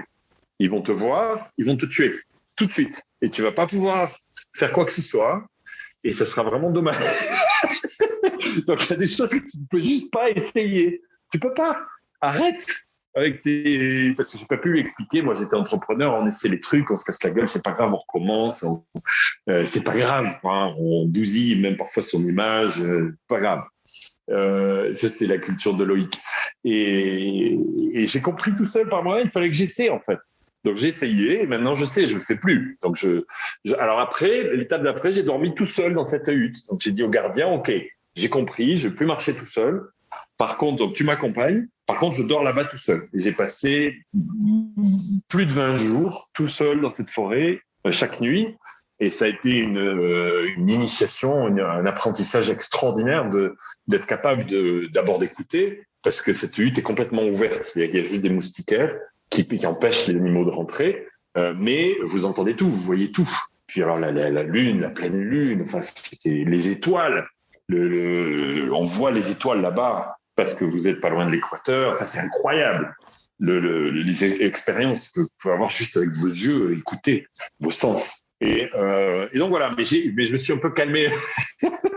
Mais voilà, pour revenir à Yawa, il a 19 ans, il sait des tas de trucs, il comprend qu'il y a des choses que, comme les enfants, ils mettent les mains un peu dans le feu une fois, ils comprennent qu'ils peuvent pas faire ça. J'ai appris ça parce qu'il fallait que je le fasse tout seul. Et puis, par contre, je garde cet esprit d'enfant parce que c'est la seule manière d'être. Alors, pour répondre maintenant à ta question, j'ai mis une demi-heure à y arriver, mais je suis un ado de 19 ans qui s'appelle Yawa, et il y a aussi Loïc qui est là, donc ils se parlent un peu toute la journée. Alors je te rassure, ça se voit pas, hein, c'est interne, mais parfois l'un demande à l'autre qu'est-ce qu'il pense, tu vois. Il y a un des guides qui m'a dit un jour, take a second advice, prends un autre avis. Quand tu dois faire une décision, prends un autre avis. Donc, quand je dois faire une décision, je demande à Loïc, je demande à Yawa ce qu'il pense. En général, il pense deux trucs complètement opposés, donc c'est très intéressant de comparer les deux. Mais pour ta question, qui est cette mission que je vais faire, j'apprends pour ce que je sens, en fait. Parce que ça, les indigènes te laissent le sentir tout seul. C'est que ce que j'apprends me permet d'être une sorte de messager, pas plus, tu vois, de messager qui peut, comme je le fais là, raconter des histoires, partager un savoir extraordinaire. Je veux surtout pas que ceux qui nous écoutent ici restent sur le côté effrayant, mais le côté effrayant est là. Il est là dans les villes, le côté effrayant, comme je disais. Hein. Vous avez des gens qui cassent les voitures dans la rue, qui font il y a ça aussi, ou les businessmen qui lèvent des fonds, qui piquent tout, ou l'utilisent à leur propre fin pour s'enrichir. Tout ça, ça existe, en fait. Donc, on peut pas l'enlever. Et c'est ça qui est assez fascinant, c'est comment on peut travailler avec sans l'enlever. Et donc, je pense que maintenant, je commence tout doucement parce que j'ai accumulé suffisamment de savoir pour commencer à partager un peu, j'espère avec la plus grande humilité possible, sans être donneur de leçons, sans juger. Ils apprennent beaucoup à ne pas juger. C'est-à-dire qu'on a tous, moi j'ai plein de défauts et j'en suis conscient, j'en parlais, l'ego est toujours là, je travaille avec. Mais oui, j'espère pouvoir travailler parce que j'ai vu ce que ces plantes faisaient avec parfois des amis ou des personnes qui le sentent. Ces plantes sont capables de donner accès à une vie beaucoup plus heureuse, qui a du sens en fait. Il y a un peu 3 étapes. Il y a le corps, les plaisirs du corps, tout ce qu'on ressent avec son corps. L'étape d'après, ce qu'on accède surtout avec la méditation, c'est d'être conscient de ça. Donc, je suis conscient que je suis triste, je suis conscient que je suis heureux, je suis conscient que je suis frustré, je suis conscient que j'ai envie d'insulter ce type-là en face de moi, mais je ne vais pas le faire. Donc, ça, c'est l'étape conscience de chaque chose. Qu'est-ce que je mange? Voilà. Ça devient une sorte d'exercice qu'on accède avec la méditation tous les jours et qui est permanent maintenant pour moi. Et l'étape d'après, c'est l'esprit. Donc, on appelle ça le monde spirituel. Et c'est quoi l'esprit? C'est de trouver ce qu'il y a, en fait, au-delà du corps, de la conscience. Et c'est l'âme, enfin, c'est le soul. Et là, par contre, je suis complètement... Voilà, je commence tout juste. J'en suis très, très, très conscient. Mais j'espère commencer à ouvrir, en tout cas, des conversations comme on le fait là.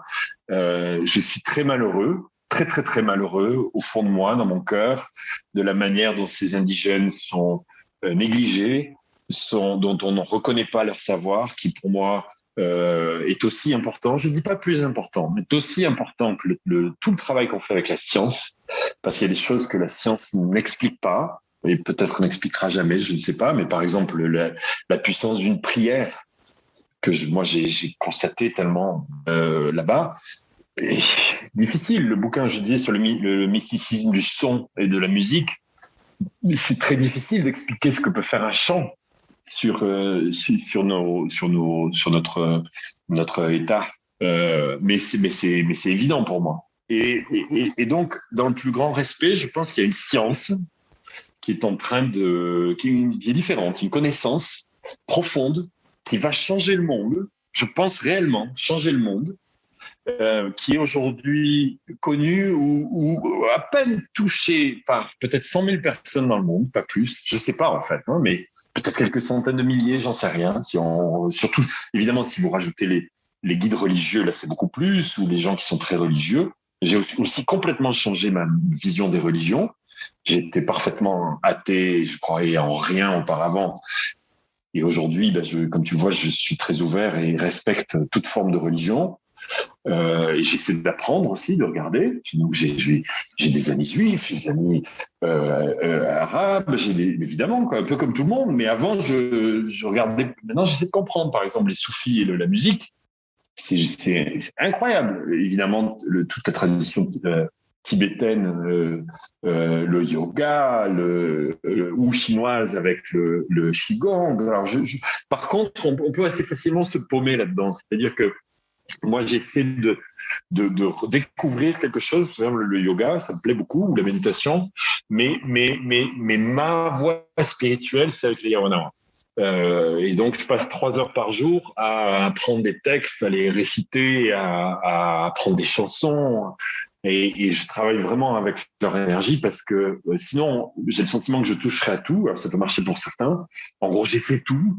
Mais finalement, j'apprends rien ou pas grand-chose. Je collectionne des expériences. Et moi, j'ai décidé de ne faire qu'une chose. Je travaille qu'avec leur médecine, exclusivement. Et mais c'est même plus que ça. Hein. Je travaille avec leur savoir de cette tribu-là.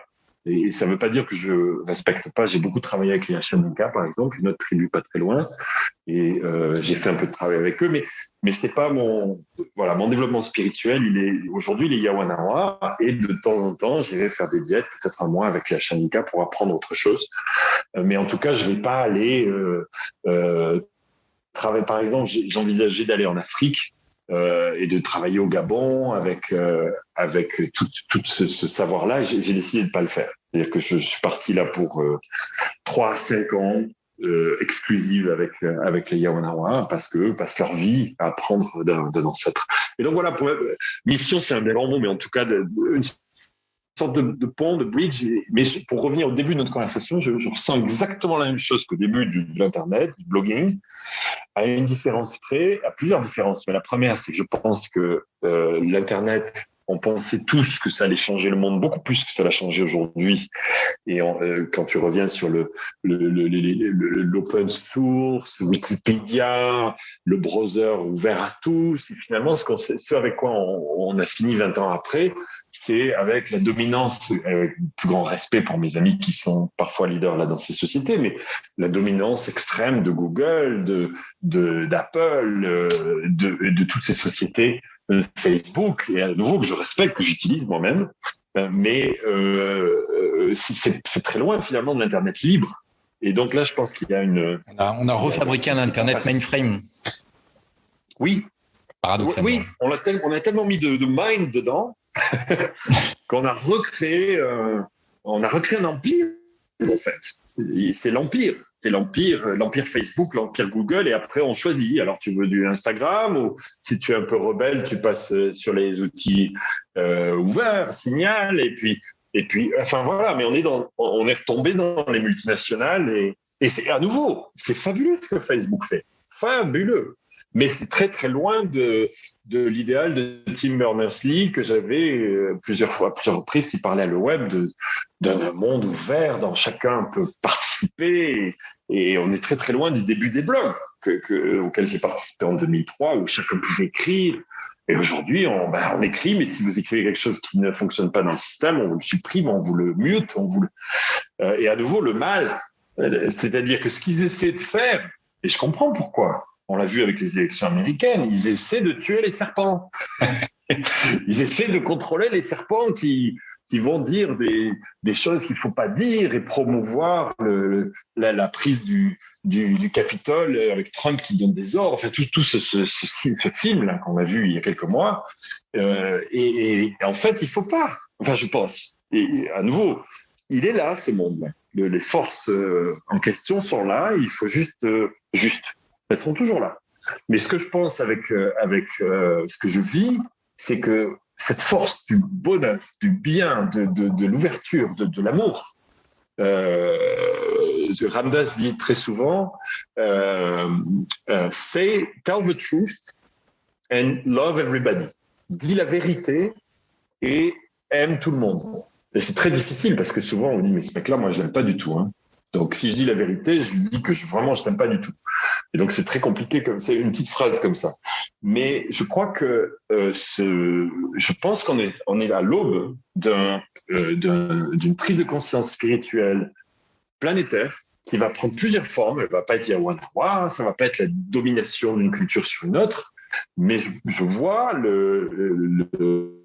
l'explosion en fait de ces valeurs qui sont bouddhistes si c'est bouddhiste, chrétiennes si sont chrétiennes, judaïques pardon, mais qui sont les forces, celles du bien et du bonheur et de l'amour, parce que c'est très difficile de continuer à opérer dans le système dans lequel on est. On le voit, qui crée des inégalités, qui crée des gens déprimés par milliards. C'est pas possible.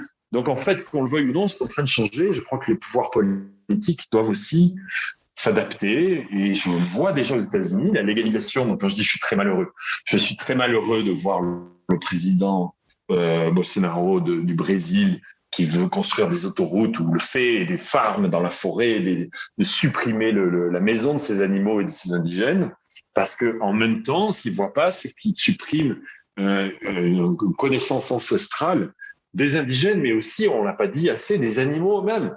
Moi, j'ai énormément appris d'animaux. Il suffit de regarder des animaux ou des plantes pour comprendre l'intelligence qui est bien supérieure à la nôtre dans beaucoup de cas.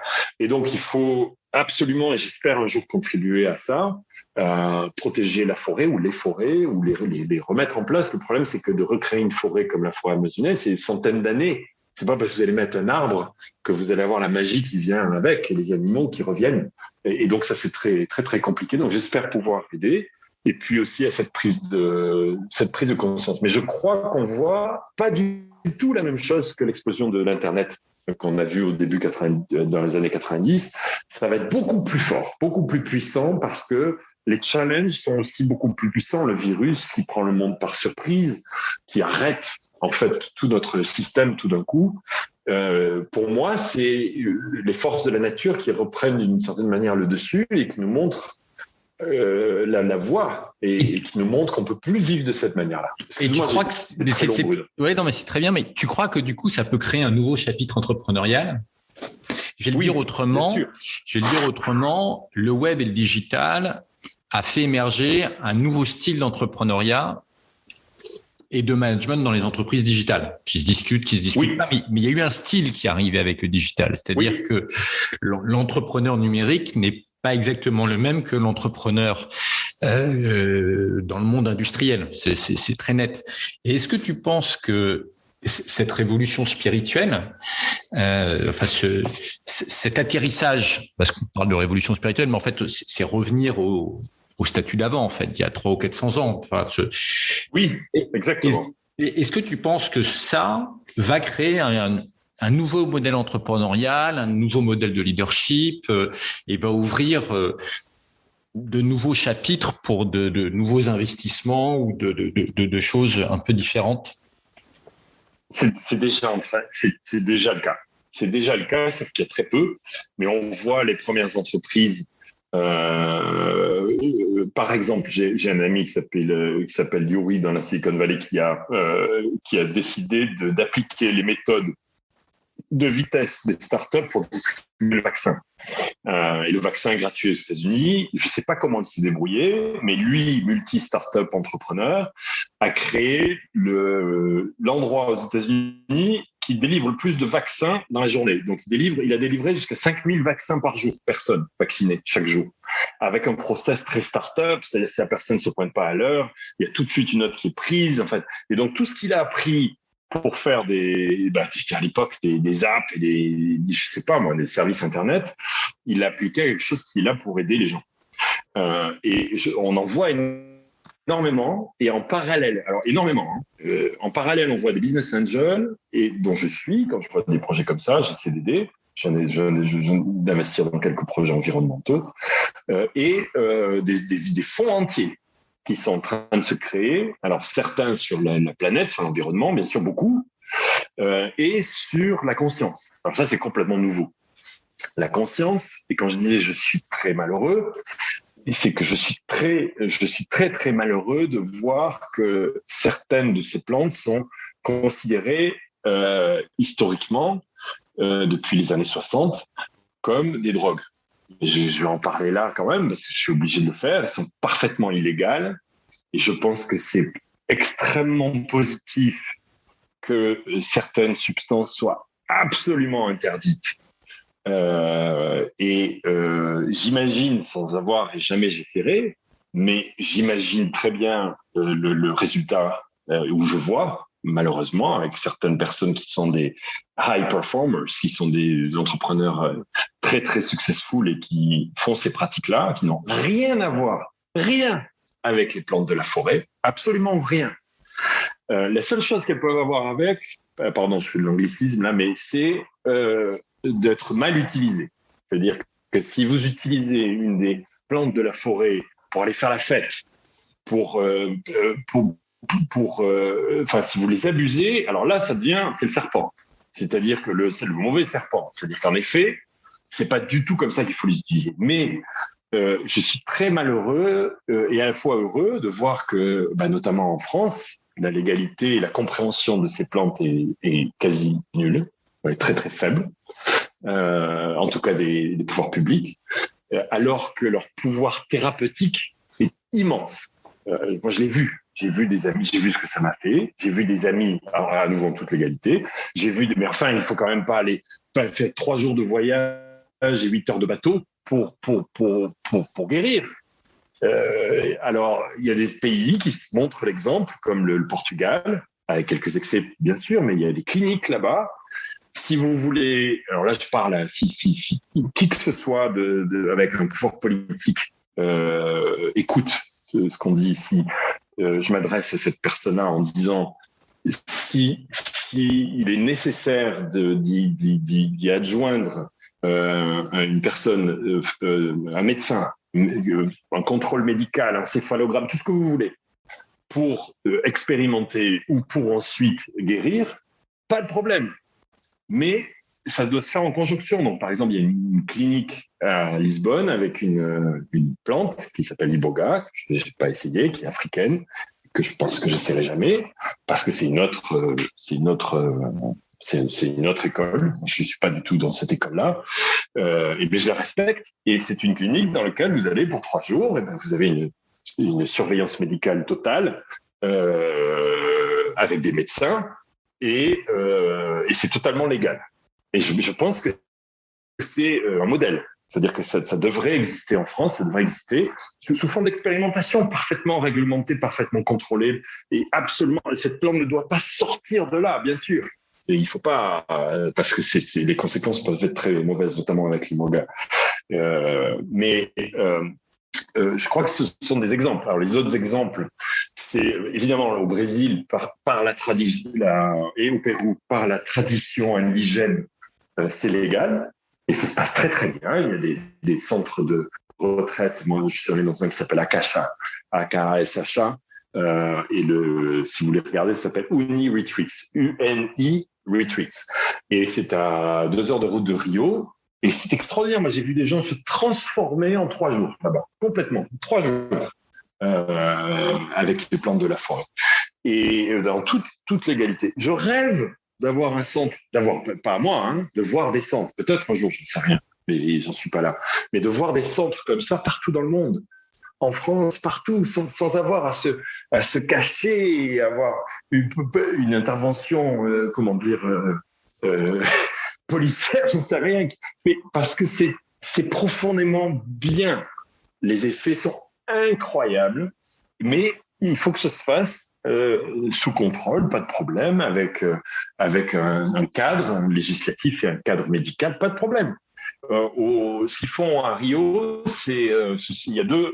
Ça vous paraît ridicule, mais il y a deux psys, en fait, qui sont parfaitement formés. Il y a des médecins qui viennent aussi participer. Et ça se passe très, très bien. Les gens sont transformés. Mais par contre, les leaders de ces retraites sont indigènes. C'est pas du tout scientifique. Mais par contre, la science est là. Elle est là, elle accompagne. Et elle peut aider notamment à l'intégration parce que, comme je disais tout à l'heure, les indigènes ne peuvent pas vous apprendre à retourner dans une ville après ça ou à recommencer à boire. Parce qu'ils ne boivent pas. C'est marrant d'ailleurs, certaines de ces plantes sont interdites avec des fortes peines dans nos pays. L'alcool dans le village Yawanawa est strictement interdit. Pas d'alcool. Et le sucre, je crois, non ? Alors non, le sucre dans les diètes. D'accord. Mais en général, quand vous faites pas mal de diètes, vous n'avez plus. Moi, par exemple, là, je suis sorti de ma diète il y a 48 heures, et en fait, vous devenez tellement sensible. Je vais te dire, ça va te faire marrer. Quand j'ai fermé ma diète, je me suis dit, bon, mais je suis humain hein, après tout. Donc, je vais me manger un fromage blanc avec plein de miel dessus et des cookies. Après 1 mois et demi. Et j'ai mangé ça. C'était délicieux, évidemment. C'est du très bon miel. Et j'ai fait des rêves horribles. J'ai très mal dormi. Et le lendemain, du coup, j'ai googlé les effets du sucre. Et je les ai sentis moi-même, en fait. C'est-à-dire que tu apprends toi-même. Du coup, aujourd'hui, ça fait 2 jours, je ne mange pas de sucre. Je suis resté dans ma diète là-dessus, en tout cas. Et donc, en fait, le sucre n'est pas interdit, mais ils font attention d'eux-mêmes. Et ils ont appris eux-mêmes, en fait. L'idée, c'est d'enlever les training wheels, les roulettes du vélo, tu sais, il faut les enlever. Donc, moi, par exemple, je ne suis pas contre le fait de boire un verre de vin de temps en temps. C'est avec plaisir, surtout avec mes amis vignerons. Mais par contre, je sais très bien ce que ça me fait. Au jour de l'an, j'ai bu avec mes fils, j'ai bu 3 grands verres de vin rouge parce que c'était le jour de l'an. Et je me suis mis à raconter des trucs que je voulais pas raconter. J'ai mal dormi, j'ai eu mal à la tête. Enfin voilà. Donc en fait, ton corps devient tellement sensible qu'il est capable. Depuis, j'ai pas touché une goutte d'alcool. J'ai très très peu bu depuis 1 an et demi maintenant, mais de temps en temps, j'ai fait ça. 2, 3, 4 verres. Et ça, je l'ai enlevé aussi maintenant. Mais un verre de temps en temps, pourquoi pas. Mais pour revenir à la légalité, je pense que c'est très important que ces centres-là soient parfaitement légaux, surveillés, pas de problème, que l'importation de ces plantes se fasse dans un respect important, que ce ne soit pas planqué, que ce ne soit pas risqué. Il y a des guides de la forêt qui se retrouvent, je crois qu'il y a eu une histoire en France, emprisonnés. Alors que ce qu'il faut, c'est réussir à les distinguer. Il faudrait presque une carte d'identité, pourquoi pas, de qui est légitime et de qui ne l'est pas. Parce que c'est vrai qu'il y a aussi des gens qui en abusent et qui font n'importe quoi avec et que c'est dangereux. Il y a de très bons bouquins là-dessus d'ailleurs, mais c'est vrai que ça peut être dangereux. Je ne dis pas que tout est positif. C'est notamment dangereux quand le guide n'est pas formé suffisamment ou qu'il y a de mauvaises intentions. Ah, c'est un désastre. Parce que ce côté-là de la force existe aussi. Et surtout au Pérou, il y a des chamans qui n'ont pas forcément des bonnes intentions toujours, bien sûr. Et donc, mais je crois qu'ils devraient pouvoir passer les frontières avec ces plantes. Et pourquoi l'alcool est autorisé comme ça ? Vous allez dans n'importe quel resto, n'importe quel bar, et vous voyez un mur entier d'alcool et j'ai rien à nouveau contre l'alcool, hein, utilisé vraiment avec beaucoup de modération, à nouveau. Mais pourquoi ? Alors, parce que, en fait, on met une espèce de cache sur la dépression pendant quelques heures, et puis on se sent mieux pendant quelques heures, et le lendemain, c'est pire. Moi, il y a eu une époque où je buvais comme ça deux whisky après un dîner arrosé, et ben, vous vous sentez bien, ça dure quelques heures. Et après, le lendemain, c'est pas pareil. Donc pourquoi dans cette ignorance, on empêche cette médecine vraiment ancestrale. Et je trouve que c'est très dommage et j'adorerais, comme je te le disais avant quand on démarre le podcast, j'adorerais avoir cette conversation-là un jour avec des leaders politiques, parce qu'il faudrait qu'ils l'expérimentent. J'adorerais amener des leaders politiques ou des gens de gouvernement venir là où c'est parfaitement légal ou dans la forêt. Venez, j'ai dû faire un voyage avec une dizaine de personnes avec mes Yawanawa qui seraient tellement heureux de ça, parce qu'eux, ils ont vraiment cette mission de montrer au monde ce que c'est la puissance de ces plantes. Et je te garantis qu'en 3 jours, ils verraient. C'est voir. Il faut le voir, il faut essayer. Et en France, c'est pas possible. C'est dommage, mais heureusement, je pense que ça va changer, un peu comme l'Internet. Tout le monde disait, c'est un désastre et ça va ruiner le monde. Et bon, ça va prendre peut-être 10 ans, c'est pas grave. Alors, aux États-Unis, il y a déjà plusieurs États comme l'Oregon. La Californie est en train d'y arriver. Certaines villes ont complètement décriminalisé ces plantes. Et dans certains États, c'est complètement légal. Et sur ta question d'entrepreneuriat, je commence à connaître j'ai pas mal d'entrepreneurs et de fonds qui sont en train de créer des entreprises basées sur l'utilisation de ces plantes ou l'utilisation de ce savoir en toute légalité dans ces pays. Je pense qu'on verra des magasins comme ça. Et il faut faire attention juste aux excès, parce que c'était la même chose avec le weed, avec l'herbe, qui n'est pas du tout quelque chose que pour être sincère, j'ai essayé ça 2 fois, j'étais horrible, je suis devenu complètement parano, donc jamais plus dans ma vie j'ai touché à ça, mais apparemment ça aide certaines personnes, mais je crois qu'un jour vous aurez des magasins un peu comme dans une pharmacie, et on y fait très attention et en tout cas la première étape c'est pas ça. La première étape c'est une sorte de retraite ou une sorte de clinique où tout est contrôlé, et j'espère que vraiment ça va se propager dans le monde. Je suis assez persuadé qu'un jour il y aura 100 endroits de retraite comme ça, un par pays, avec alors ce qu'il faut c'est le guide spirituel. Le problème c'est que des guides spirituels indigènes il y en a très très peu, et on en a perdu une centaine avec le Covid là, des elders, mais ils forment beaucoup. Donc les Yawanawa ont, je sais pas, peut-être une 50aine de jeunes entre 12 et 20 ans qui sont en formation, les Achalinka aussi. Donc vous allez avoir comme ça quelques centaines de guides qui commencent à voyager, qui sont parfaitement formés. Et je pense que l'étape d'après, ça va être des Blancs qui se forment et qui apprennent avec beaucoup d'années de travail, et qui vont, je ne crois pas, d'ailleurs je paraphrase le chef, il dit, on est dans un temps où lui-même disait, si tu n'es pas indigène, tu peux pas être légitime. Mais maintenant, il a dit, c'est fini, il faut qu'on transmette ce savoir-là, et peu importe la couleur de peau, peu importe, du moment que le travail, l'humilité, les années d'apprentissage sont là, il faut qu'on commence à former des gens de tous horizons. Donc, je pense qu'on va avoir ces plusieurs étages de la fusée. Le premier, c'est la légalisation, sous contrôle, pourquoi pas, médical ou strict. Ensuite, les traveling pages, les traveling chamans indigènes qui sont parfaitement formés, évidemment. Et puis, le troisième étage, ça va être des Blancs, des Asiatiques, des gens de partout qui vont être formés, parfaitement formés, en contact permanent avec ces indigènes. Et un jour, j'espère, il y aura 1000 comme ça, guides qui seront un peu partout et qui seront capables d'aider les gens. Et à nouveau, il n'y a pas de... Enfin non, je ne l'ai pas encore dit. Il n'y a aucun caractère. Des gens pensent que c'est des sectes, c'est des trucs, on ne sait pas ce qu'ils font, ils veulent prendre tout leur argent, mais pas du tout. Rien. Bien sûr, quand je vais dans la forêt, je fais des donations. Évidemment, ils n'ont rien. Ces gens-là, rien. Ils n'ont rien du tout et ils ont des nouveaux besoins parce qu'ils ont des bateaux qui se baladent avec de l'essence. Donc, forcément, il faut un peu d'argent. Un village, ça coûte $5,000 par mois. Donc, c'est pas grand-chose. Et puis, c'est utilisé de manière... C'est pas pour faire des villas somptueuses, c'est vraiment pour aller acheter à manger, quoi. Parce qu'ils peuvent pas tout trouver dans la forêt non plus, totalement.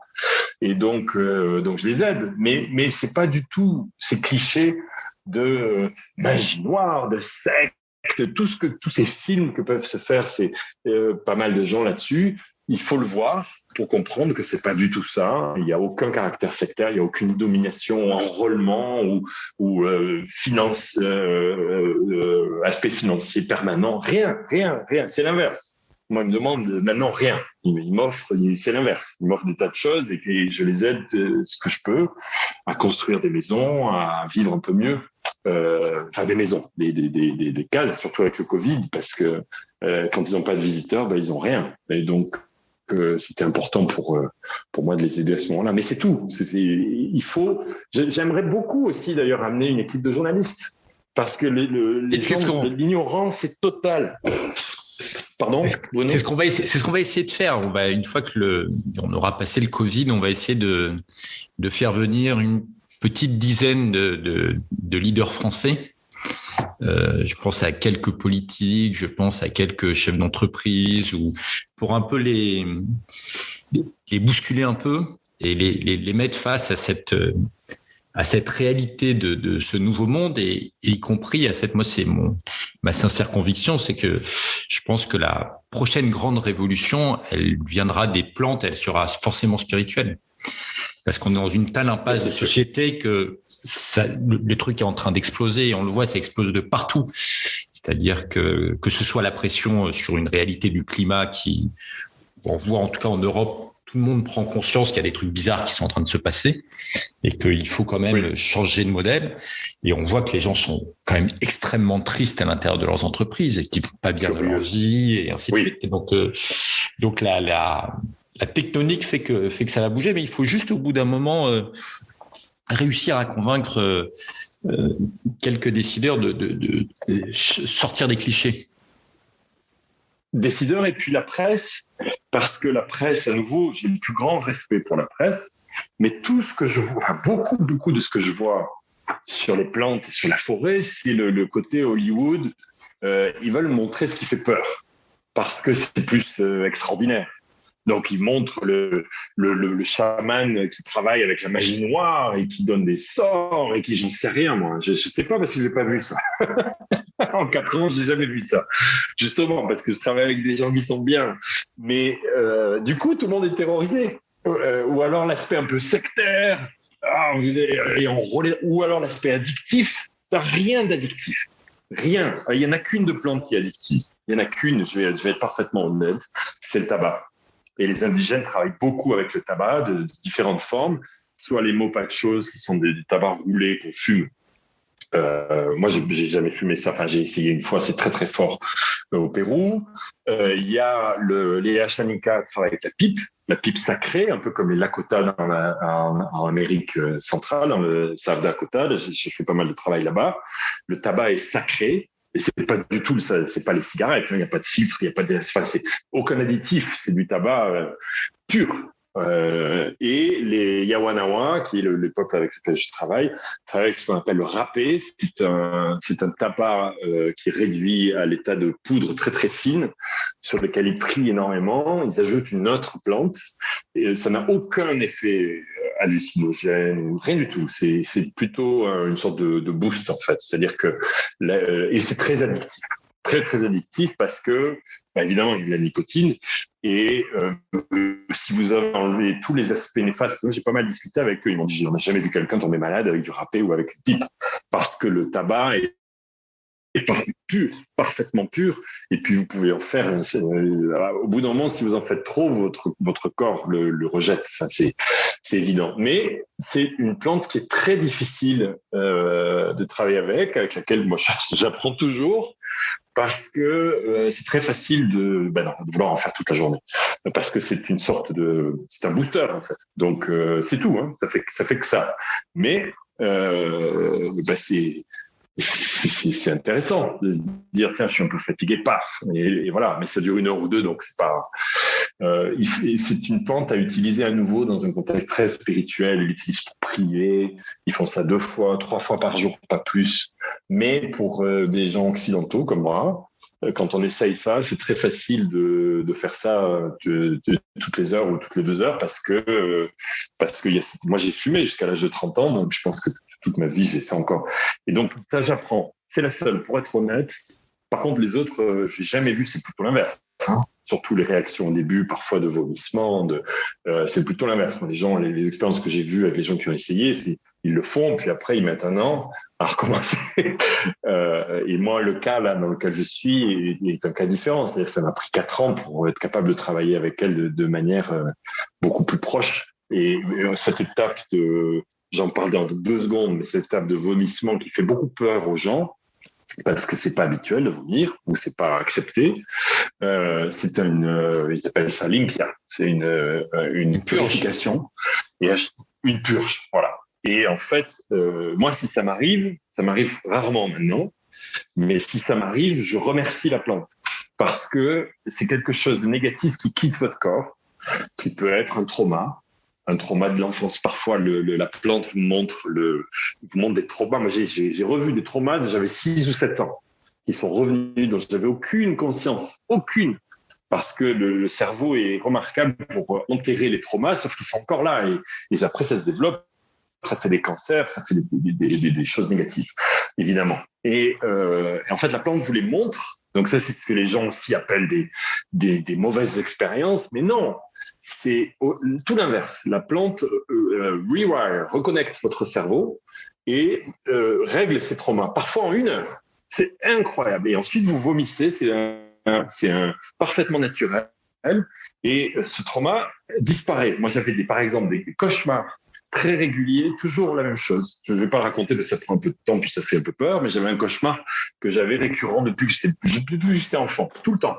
Et je l'ai revu dans un rêve avec les plantes et jamais plus.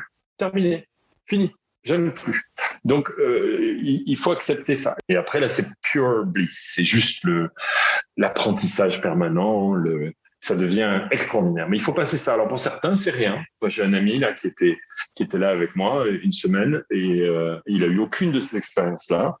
Il a eu tout de suite la phase de réception en fait d'apprentissage. Et d'autres, comme moi, ça a pris 1 an.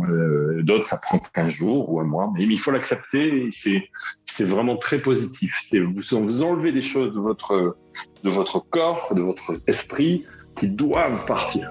Merci Loïc pour ton temps et ta sincérité. J'espère que ça permettra à certains de s'ouvrir. Et moi, ce que je retiens, c'est surtout que on a devant nous une belle révolution qui arrive. Je crois. J'ai essayé de l'exprimer aussi bien que je pouvais. Merci en tout cas de cette opportunité de m'avoir donné cet espace avec toi. Je te suis très reconnaissant, Bruno, d'abord de voir ce que tu vois dans un pays qui est pas très ouvert, assez pratique, et surtout de voir le potentiel c'est-à-dire de voir ce qui existe, mais de voir ce que ça peut devenir. Et je pense que le rôle que tu vas avoir en France va être très important parce que tu as ces connexions avec ces leaders politiques ou corporate ou du monde intellectuel ou de la presse. Et c'est comme ça, c'est une sorte de graine en fait. Et je serais très heureux de t'aider autant que je peux. Merci beaucoup pour ce podcast et je suis à ta disposition si je peux aider en quoi que ce soit. Merci Loïc.